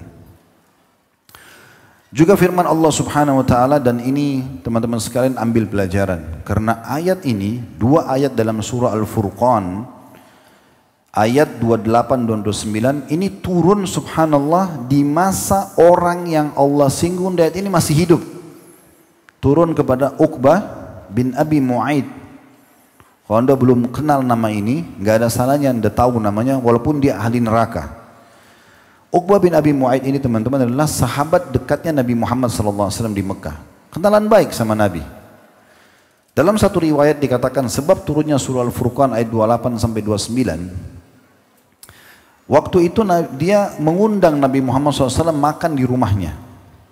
Waktu diundang makan di rumahnya, Nabi SAW berharap supaya Uqbah masuk Islam. Karena kalau Uqbah masuk Islam, maka dia tokoh Mekah. Banyak orang-orang sukunya akan ikut gitu.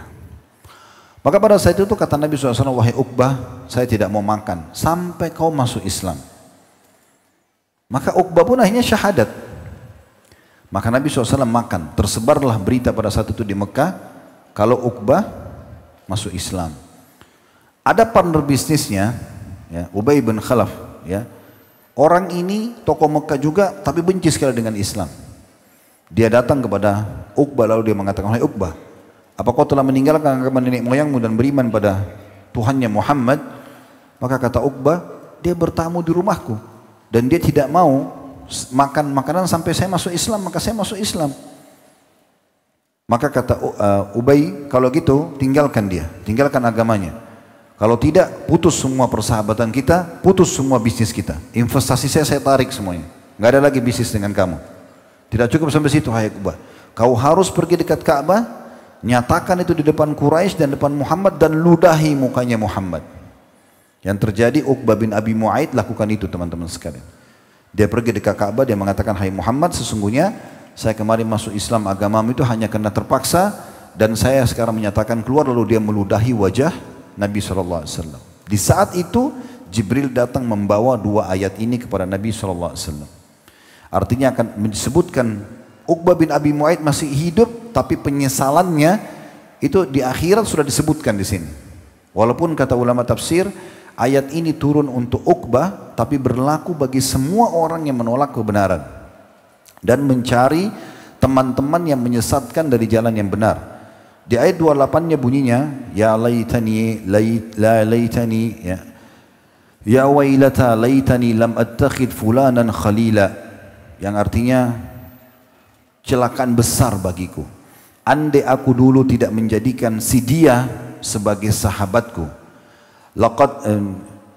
Sesungguhnya laqad adallani 'anil dzikri ba'da idja'ani, ayat 29-nya, laqad adallani 'anil dzikri ba'da idja'ani wa kana asyaitanu lil insani khadzula. Sesungguhnya dia telah menyesatkanku dari Al-Qur'an setelah datang kepadaku, dan sungguh syaitan adalah pengkhianat yang nyata bagi manusia. Jadi ayat ini tentang penyesalan bagaimana Uqbah tadinya dia beriman mengikuti Nabi Muhammad SAW, sahabatnya, lalu berpindah karena sahabat yang kafirnya, dan masih hidup sudah dinyatakan dia akan masuk ke dalam neraka. Begitu juga dalam surah Al-An'am, surah nomor 6 ayat 27, Allah menyebutkan penyesalan yang lain. Ya laitana nuraddu wa la nukadziba bi ayati rabbina wa nakuna minal mu'minin. andai kami diberikan kesempatan kembali ke dunia dan tidak mendustakan ayat-ayat Tuhan kami, serta kami menjadi orang-orang yang beriman. Teman-teman sekalian, ada tanda-tanda Allah Subhanahu wa taala berikan kepada kita kalau hidup kita akan berakhir. Banyak sekali ya, banyak sekali. Allah berfirman, dulu saya bacakan dalam surah Fatir, surah nomor 35 ayat 37. Ini ayat dahsyat sekali mengingatkan kepada kita, sudah banyak tanda-tanda dalam diri kita kalau ajal akan datang. Maka semua orang harus punya persiapan. Surah Fatir, surah nomor 35 ayat 37. Awalam nu'ammirkum ma yatadhakkaru fihi man tadhakkara wa ja'akumun nadhir fadhuku fama lidh-dhalimina min nasir. Bukankah kami telah memanjangkan umur kalian atau umurmu di waktu yang sudah cukup dan telah datang kepadamu an-nadhir, peringatan-peringatan tentang akan datang ajalmu itu, maka rasakanlah, karena orang-orang zalim tidak akan mendapatkan pertolongan, tidak akan mendapatkan pertolongan. Nah, teman-teman sekalian, ayat ini kata ulama tafsir, makna daripada an-nadhir, waqad ja'akumun nadhir, datang kepada kalian peringatan, maksudnya peringatan-peringatan yang menunjukkan kalian akan meninggal dunia. Banyak pendapat ulama tafsir. Yang pertama, yang paling umum ulama bilang demam. Siapa di antara kita yang belum pernah demam? Yang sudah pernah rasakan demam, berarti sudah ada tanda-tanda kematian dirinya. Makanya Nabi Muhammad SAW sebelum meninggal dunia, beliau demam. Ya, bahkan demamnya sangat tinggi. Dan beliau minta agar sahabat menyiramkan air ke tubuh beliau. Bukan berarti begitu demam sekali kita akan meninggal. Tetapi kata ulama tafsir, surah Fatir ini menandakan, bukankah kami Allah mengatakan kami telah panjangkan umur di waktu yang cukup dan telah datang kepadamu an-nadhir, peringatan bahwasanya ajalmu akan datang, maka segera beramal. Pendapat pertama ulama adalah demam. Anda bisa cari nanti tafsir surah Fatir, surah nomor 35 ayat 37. Anda akan lihat makna ini. Yang kedua, kata ulama adalah munculnya uban. Munculnya uban. Ya, itu menandakan tanda-tanda kematian. Bukan begitu keluar uban mati, kan gitu. Tetapi itu sudah peringatan, kan gitu. Makanya anak bayi, anak-anak itu kan belum ada ubannya. Tapi kalau sudah mulai 30 tahun ke atas sudah mulai ada muncul uban, nanti makin tambah, akhirnya bisa uban semua. Itu sudah tanda-tanda kematian. Artinya jangan tunggu mati baru nyesal. Itu menandakan. Ini ulama menafsirkan ini ya. Kemudian makna yang ketiga adalah adanya generasi yang datang sebagai pengganti. Bapak ibu punya anak. Dulu waktu kita lahir, tanda-tanda kematian orang tua kita. Karena kita akan tumbuh besar dan menggantikan mereka. Sekarang mereka meninggal orang tua kita. Anak-anak kita sudah ada. Berarti kita juga sudah dapat tanda-tanda kematian. Karena sudah ada generasi pengganti kita. Ini. Yang keempat, didahulunya kita meninggal oleh orang-orang yang terdekat. Tetangga kita, ya, kemudian kerabat, ya misalnya orang sekota kita, teman sekolah dulu, ya, mereka meninggal. Berarti menandakan kita juga meninggal. Ingat teman-teman, mati itu misterius. Jangan pernah berpikir saya mati nanti kalau saya masuk di ruangan ICU. Saya mau tanya, coba Anda jawab secara akal sehat Anda. Mana lebih banyak jumlahnya penghuni rumah sakit atau orang yang lula-lalang di depan rumah sakit? Hah? Yang lula-lalang. Kalau kita gabung semua pasien, semua tenaga medis, semua tenaga administrasinya, anggap di rumah sakit itu 1000 orang, tetap lebih banyak orang yang lula-lalang dalam seharian. Berarti menandakan orang mati sehat lebih banyak. Jangan menghayal nanti saya sakit baru meninggal, tidak. Kan itu. Itu poin. Poin yang lain teman-teman sekalian, saya pernah lihat depan mata sendiri di kota Makassar, di kota yang Allah mudahkan kami lahir waktu itu. Kebetulan rumah ayah saya di pinggir jalan raya, subhanallah, di jalan protokol kota Makassar. Karena ibu kami, salah satu istri ayah kami itu dokter, maka beliau bangunkan buat rumah sakit. Cukup besar, lumayan klinik, kita tidak kenal rumah sakit tapi klinik gitu ya. Nah ada satu anak muda, saya lagi ada di teras waktu itu, di lantai 2 rumah, lagi ngeliat ke jalan sore hari, habis asar. Saya lihat sendiri kejadiannya, subhanallah. Ada satu anak muda pakai motor baru, kemudian di depan dia ada satu mobil truk, dan waktu itu tidak ada pemisah jalan, trotoar jalan cukup besar. Tapi mobil truk ini jalannya pelan, dia tidak di sebelah kiri tapi di sebelah kanan. Maka anak muda ini, dia nggak ngelewatin truk itu dari kirinya, tapi dia keluar ke jalur sebelah. Tiba-tiba waktu dia keluar dari sebelah ada mobil cepat dari sana ditabrak, jatuh, meninggal di tempat. Dibawa ke klinik kami, saya lihat depan mata saya juga turun melihat. Dia gelepar sebentar terus meninggal dunia. Subhanallah, dibatangkan mobil pick up, diangkat lalu dibawa pulang, lihat KTP-nya, alamatnya dibawa pulang. Saya waktu itu merenung dan saya selalu jadikan bahan ceramah. Pertanyaan sederhana Bapak Ibu sekalian, apakah anak muda ini tahu kalau dia akan tabrakan dan dia akan meninggal di situ? Kalau dia tahu dia nggak bakal keluar kan gitu, ya nggak? Kalau kita tahu misalnya Bapak Ibu akan pergi ke pesantren Darus Sholihin ya, dan pas nanti dulu di majelis ruhnya dicabut, datang nggak? Jujur jawab, nggak datang pasti. Tapi karena memang dirahasiakan, kita tidak tahu, kita nggak tahu kapan. Nah itu masalahnya. Berarti teman-teman, jangan pernah tunggu nanti vonisan dokter ya. Kalau seandainya ada dokter bicara gini kepada Anda, maaf Bapak Ibu sekalian, penyakit yang Anda hidap sekarang ini, yang ada pada Anda ini, ya menurut medis tinggal 2 jam lagi. Habis itu sudah nggak bisa hidup, 2 jam lagi. Kira-kira kalau ada yang datang, Pak, Bu, itu tetangga gosipin Anda masih mau balas? Oh enggak, sudah biarin aja deh. Itu ada orang yang mau ambil uang, aduh biarin aja, saya 2 jam lagi mati nih. Kan gitu ya. Bahkan kalau perlu 2 jam itu ngobot apa nih? Ya maksimalin gitu ya. Sebenarnya teman-teman kita nggak perlu tunggu vonisan medis begitu, karena tanpa divonis kita bisa mati setiap saat. Saya sekarang di tempat ini bukan mendoakan diri saya, berapa banyak orang lagi ngomong, malaikat maut datang, cabut ruhnya, hitungan detik, cabut ruhnya jatuh. Orang cuma mengenang, oh Khalid Basalamah pernah ceramah, selesai. Dan Anda tahu berapa lama Anda dikenang?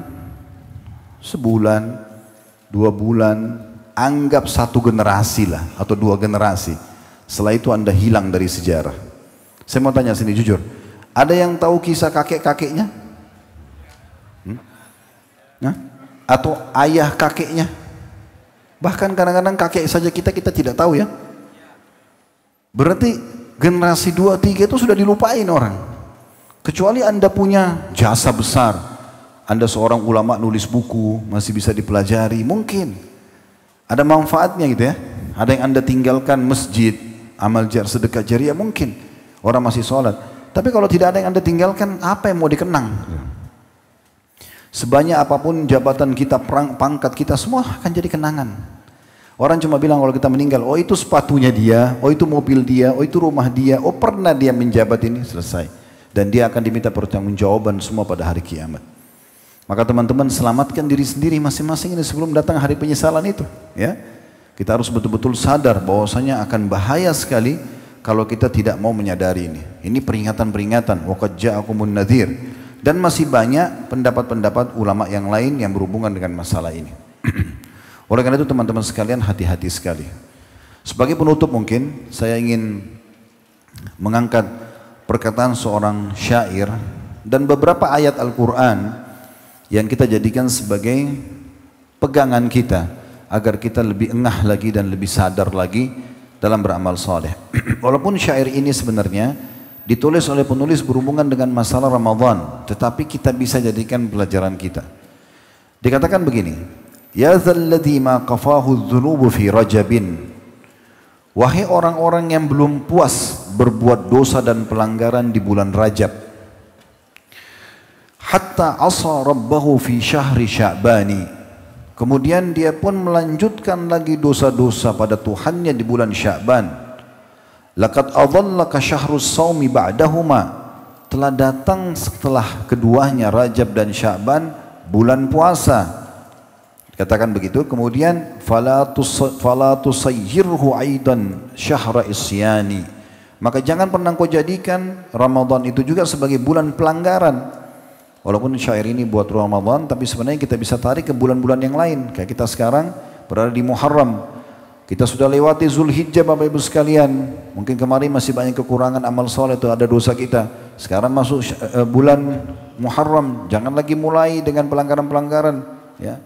Ingat ya Bapak Ibu sekalian, sifat Allah Ar-Rahmanur Rahim. Allah Maha Pengasih Maha Penyayang bagi orang yang patuh, bagi orang yang beriman. Kalau orang yang membangkang, sifat Allah yang lain, yaitu syadidul iqab. Allah maha berat siksanya. Enggak tepat kalau anda maksiat membangkang, anda bilang Allah Rahmanur Rahim. Enggak tepat. Yang tepat itu anda harus sadar Allah itu syadidul iqab. Ya, siksaannya itu alim, syadid, menyakitkan. Anda bisa berbohong sekali, Allah jatuhkan anda 1 tahun. Berat siksaan Allah itu. Anda bisa zina sekali, Allah siksa anda, sumpek sedih 2 tahun. Bisa begitu. Allah berat siksanya. Dosa itu tidak akan pernah dibalas anda sesaat buat dosa lalu dibahas juga dengan sesaat hukuman, tidak. Bisa berlipat-lipat. Sebagaimana anda juga kalau amal soleh, Allah itu memberikan tanpa batas. Bisa anda jujur sekali, anda sholat malam sekali, anda dikasih kesehatan setahun. Bisa begitu. Jadi hati-hati dalam menempatkan seperti ini. Lalu dikatakan selanjutnya, watlul Qur'ana wasabbih fihi mujtahida. Bacalah Al-Quran, rutinkan itu. Dan bertasbihlah selalu. Fa innahu syahru tasbihin wa qur'ani. Karena fa innahu syahru tasbihi wa qur'ani. Sesungguhnya adalah bulan bertasbih dan juga Al-Quran. Kam kunta ta'rifu mimman sama salafa. Berapa banyak orang yang pernah kau tahu berpuasa pada tahun yang sebelumnya. Min baini ahlin wa jiranin wa ikhwani. Di antara kalangan keluarga, tetangga dan juga saudara-saudaramu. Afnahumul maut wastabqaka ba'dahum hayya. Kematian telah merenggut mereka dan menyisakan waktu untukmu beberapa saat saja dalam hidup ini. Fama aqrabul qadhi minad dani. Fama aqrabul qasi minad dani. Alangkah dekatnya yang telah berlalu dengan yang hidup. Artinya, kalau mereka bisa meninggal, maka Anda juga bisa meninggal. Saya pernah mengadakan pelatihan Bapak Ibu sekalian di beberapa tempat, namanya pelatihan kematian. Pernah juga acara tablik akbar seperti ini. Kurang lebih yang hadir Masya Allah sebanyak ini juga gitu ya. Di kota Makassar waktu itu saya bahas tentang masalah dahsyatnya kematian. Dengan berbagai macam dalil. Setelah itu Bapak Ibu sekalian, saya minta panitia sebelum pengajian, tolong siapkan buat saya liang lahat. Liang lahat asli. Di sebelah masjid gali. Ukurannya sama liang lahat normal. Tolong siapkan kain kafan utuh dengan semua perlengkapan jenazahnya, tolong siapkan juga gerandahnya. Setelah selesai saya bicara tentang kematian dengan dalil, contoh-contohnya, bukti-buktinya, secara dalil, secara wahyu, ya, dan juga secara ilmiah, fakta-fakta di lapangan. Maka saya bilang, Bapak Ibu sekalian, siapa yang berminat mau coba jadi jenazah 5 menit saja? Waktu itu ada satu bapak, kebetulan beliau buruh di bangunan, tukang batu. Dia bilang, saya Ustaz, baik silakan. Tapi tolong Bapak kerjasama dengan saya. Di atas podium, di atas panggung itu saya taruh kain jenazahnya, kain kafannya sama perlengkapan jenazah. Saya minta ada panitia yang bantu saya dan ada gerandahnya. Nanti kalau Bapak ikut pelatihan ini, tolong Bapak ini tidur di atas kain kafan itu dan tutup matanya serta ikuti instruksi saya. Lupakan kalau Anda sedang ada di masjid ini, anggap Anda sudah meninggal dunia. Siap nggak? Siap. Baik. Naik Bapak itu.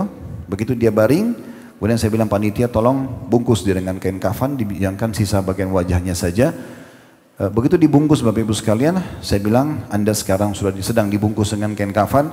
Anda bahkan tidak bisa mengatur orang-orang yang membungkus tangannya. Saya tidak mau tangan saya taruh di dada, saya mau taruh di perut, nggak bisa. Apa yang mereka lakukan Anda harus ikut.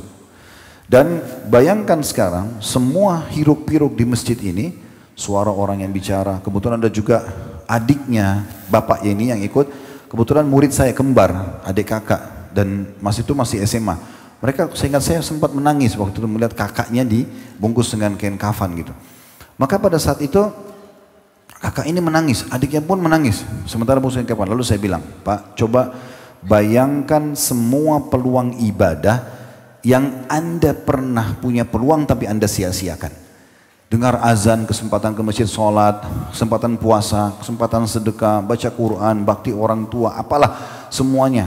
Anda bayangkan semua, coba hadirkan di pikiran Anda yang bisa Allah hadirkan dari amal soleh yang Anda sia-siakan. Sekarang Anda menyesal karena sebenarnya Anda butuh dengan amal soleh itu. Sudah? Sekarang coba Bapak bayangkan semua peluang dosa, pelanggaran, zina, bohong, nipu, ganggu orang, gunjing, ya, ghibah orang, fitnah orang yang Anda tidak sia-siakan. Semua Anda lakukan. Bayangkan, dan sekarang Allah akan hukum Anda. Udah selesai, itu hitungan detik ya. Saya bilang sekarang Bapak sudah renung itu, simpan di benaknya. Sekarang Anda akan kami pikul. Diangkat sama panitia, Bapak pasrahkan dirinya, insya Allah teman-teman ini aman mengangkat, lalu diangkat di geranda jenazah, lalu kami pikul ke liang lahat di sebelah masjid. Sementara jalan saya masih pegang mic, lalu saya mengatakan, Pak, inilah detik-detik terakhir Anda bersama kami. Maka Anda sudah tidak bisa kembali lagi, tidak bisa lagi beramal soleh yang Anda sia-siakan tadi, tidak sempat lagi bertobat dari dosa Anda, mungkin Allah akan hukum Anda, maka sebentar lagi kami akan antar Anda ke liang lahat dan Anda akan kami tinggalkan. Anda akan bertemu dengan malaikat Allah bungkar nakir, akan menanyakan kepada Anda, kalau Anda berhasil jawab, karena Anda beriman dan beramal soleh, Anda akan selamat selamanya. Kalau Anda tidak bisa jawab, Anda akan celaka. Lalu diturunkan di liang lahat, saya bilang, Bapak tolong pertahankan, jangan buka matanya. Begitu ditutup, diturun, saya suruh panitia tutup dengan kain. Lalu saya bilang, Pak tolong buka matanya. Inilah rumah Anda sekarang. 1 kali 2 meter liang lahat ini. Rumah Anda yang di dunia yang Anda banggakan 10 kali 10 meter, 20 kali 30, 40 kali 40, berapalah luasnya. Semua itu sudah selesai. Ini rumah Anda sekarang. Kurang lebih 4-5 menit ini pelatihannya. Lalu saya bilang, sekarang keluarkan, dikeluarkan. Waktu dia keluar, Bapak Ibu sekalian, ini sempoyongan Bapak itu. Dia sempoyongan lalu kembalikan ke masjid, lalu saya kasih mikrofon. Pak, tolong ceritakan pengalaman Bapak jadi jenazah 5 menit. Itu Bapak Ibu sekalian, dia pegang mic gini, hampir gemetar tangannya Bapak itu. Betul, dia gemetar di masjid. Ustaz, saya tobat Ustaz, saya banyak meninggalkan sholat. Dia bicara ini seperti depannya tidak ada jemaah ribuan orang. Dia tutup mata, dia nangis-nangis, saya nyesal, saya begini, disebut semua kesalahan dia. Lalu saya bilang, baik Pak, sekarang Anda cuma ikut pelatihan jadi jenazah 5 menit. Tapi pastikan, dan hai jemaah semua Bapak Ibu sekalian, demi Allah satu waktu kita akan dibungkus seperti ini, tidak bisa kembali lagi. Mumpung sekarang cuma pelatihan, Anda segera kembali ke jalan Allah. Ada ibu-ibu yang coba waktu itu di lantai 2 masjid sampai pingsan Bapak Ibu sekalian. Ini bukan menakut-nakuti, tetapi pernah ada di antara ulama salaf melakukan ini teman-teman sekalian. Beliau menggali liang lahat di belakang rumahnya dan beliau masuk ke dalamnya. Lalu beliau membaca surah Al-Mu'minun tadi yang pertama kita baca, gitu kan? Lalu dia mengatakan, dia mengingatkan dirinya, bagaimana nanti kau di hadapan Allah. Sebelum tidur malam hari dia masuk beberapa menit di liang lahat yang dia buat untuk membuat supaya dia tidak pernah meninggalkan ibadahnya. Memang itu penting. Salah satu yang paling menggugah hati kita adalah biasanya kita lihat kuburan, lihat gundukan tanah itu di bawah, itu ada orang mungkin lebih tampan, lebih cantik, lebih pintar, lebih kaya dari kita, dan mereka sudah jadi jenazah. Kita pun akan begitu. Tidak ada orang yang bisa lolos dari kematian. Kalau datang ajalnya pasti dia akan meninggal dunia. Oleh karena itu kita tutup teman-teman sekalian, renungi firman Allah Subhanahu wa taala. Allah menyuruh kita segera, tidak menunda. Dalam surah Az-Zariyat, surah nomor 51 ayat 50, fafirru ilallah. Segeralah kalian. Orang Arab itu kalau mau lari secepat mungkin menyelamatkan diri, bahasa Arabnya farra yafirru. Ya, kalau bahasa Arab lari banyak, jara yajri dan seterusnya, tapi far ini berbeda. Makanya dikatakan juga orang kalau lari dari medan perang, firar minaz zahf, karena dia lari dengan sangat cepat dan ketakutan. Allah bilang itu, fafirru ilallah. Segera lari, selamatkan diri kalian ke Allah. Kalau selama ini sudah beramal saleh, jaga, tingkatkan kualitasnya dan kuantitas jumlah kalau bisa ditambah. Kalau Anda dalam maksiat, kelalaian segera tinggalkan. Tidak ada yang bisa menyelamatkan kecuali diri Anda sendiri. Kami, para dai, teman-teman kita, ustadz-ustadz, para kiai hanya bisa berteriak-teriak seperti ini di mikrofon Bapak Ibu sekalian. Semua keputusan di tangan Anda. Sayang sekali kalau pengajian begini bubar. Oh tadi bagus ya materinya. Oh tadi rame ya. Gak ada manfaatnya itu. Manfaatnya bisa tertanam nggak dalam hati dan pikiran Anda membawa pada perubahan? Kalau ada efek itu, berarti keberkahan yang Anda dapatkan dari majelis ilmu.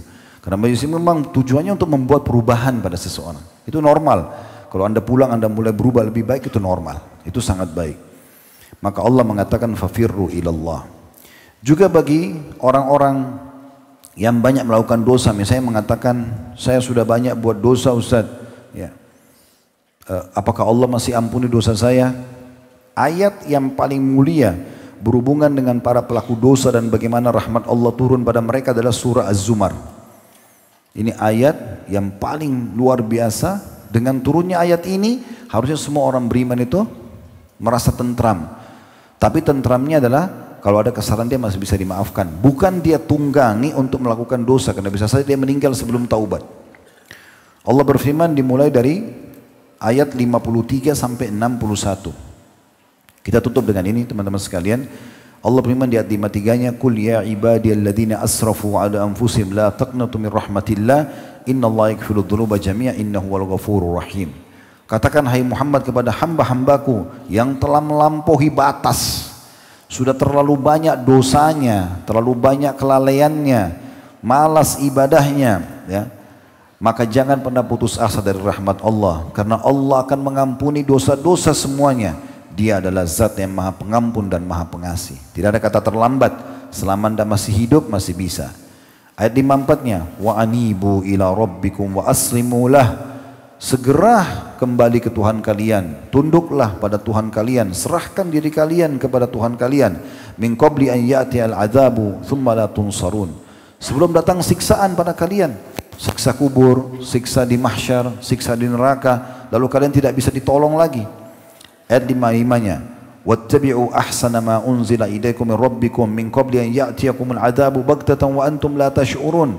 Dan ikutilah apa yang telah diturunkan kepada kalian, maksudnya Al-Quran, dijelaskan dan dikuatkan oleh hadis-hadis Nabi SAW yang diturunkan dari Tuhan kalian sebelum datang siksa tiba-tiba sementara kalian tidak menyadarinya. Gempa bumi, longsor, kematian yang tiba-tiba, penyakit yang membuat tidak bisa lagi beribadah, stroke, hilang akal, gila dan segala macam. Ayat 56-nya, antakula nafsun ya hasrata ala ma farrattu fi jambillahi wa in kuntu laminas sakhirin. Dan jangan sampai jiwa itu yang sudah kami ingatkan, dia berkata pada saat itu, ya Allah, atau ya betapa ruginya aku terhadap apa yang aku lalaikan dari hak-hak atau perintah Allah, dan aku termasuk orang-orang yang mengolok-olok. Ayat 57-nya, au taqula law anna Allah hadani lakuntu minal muttaqin. Atau dia berkata, kalau seandainya Allah berikan aku petunjuk, maka aku akan termasuk orang-orang yang bertakwa. 58-nya, au taqula hina taral adab law anna li karratan fa akuna minal muhsinin. Atau dia berkata pada saat sudah melihat siksa kubur atau neraka nanti, dia mengatakan, coba kalau seandainya aku masih punya peluang, maka aku termasuk orang yang berbuat kebaikan. Ayat 59-nya, bala qad ja'atka ayati bala qad ja'atka ayat fakadzabta biha wastakbarta wa kunta minal kafirin. Sebenarnya sudah datang kepadamu ayat-ayat dan kau mendustakannya, dan kau telah menyombongkan diri dan kamu termasuk orang-orang kafir. Ayat 60-nya, wa yaumal qiyamati taral ladina kadzabu ala Allahi wujuhum muswaddah alaysa fi jahannam mathwan lil mutakabbirin. Dan pada hari kiamat engkau akan melihat orang-orang yang mendustakan Allah, wajah mereka menjadi warna hitam. Bukankah di neraka Jahannam ada tempat balasan bagi orang-orang yang sombong? Terakhir ayat 61-nya, wa yunajjillahu alladhina taqaw min mafazatihim la yamassuhumus su'u wa la hum yahzanun. Dan di hari kiamat juga Allah akan selamatkan orang-orang yang bertakwa, orang yang patuh, dan diberikan kemenangan, dan juga mereka tidak akan disentuh kesusahan dan tidak akan sedih. Terakhir firman Allah ini teman-teman sekalian mengingatkan kepada kita agar kita segera kembali kepada Allah Subhanahu wa taala dan beramal saleh. Allahu a'lam. Semoga Allah kabulkan semua hajat-hajat dunia akhirat kita. Allah mudahkan semua urusan kita. Allah terima seluruh amal-amal saleh yang sudah pernah kita kerjakan, yang sedang kita kerjakan, yang akan kita kerjakan sampai menjelang ajal nanti dengan pahala yang sempurna. Semoga seluruh kesalahan dan dosa Allah maafkan, dan juga dosa-dosa kedua orang tua kita, seluruh kerabat kita, dan semoga Allah selalu jaga negara kita Allah jaga kemerdekaan, persatuan dan kesatuan kita. Allah jaga juga dan memberikan petunjuk para pemimpin menjalankan tugas dan amanah dengan baik. Allah jadikan kita masyarakat yang selalu gotong royong menjaga nikmat kemerdekaan, persatuan dan kesatuan ini. Dan siapapun yang menginginkan keburukan bagi negara kita, bagi Islam dan kaum muslimin serta keluarga kita, semoga Allah kembalikan tipu daya mereka kepada diri mereka sendiri. Dan semoga Allah juga menolong saudara kita di Palestina diberikan kemerdekaan sebagaimana Allah berikan kepada kita. Dan Allah ikut sertakan kita bersama mereka di pahala, baik dengan doa, dengan harta juga dengan jiwa kita. Dan semoga Allah kelak menyatukan kita di surga firdausnya tanpa hisab, mana disatukan dalam majlis ilmu yang mulia ini. Allahumma amin.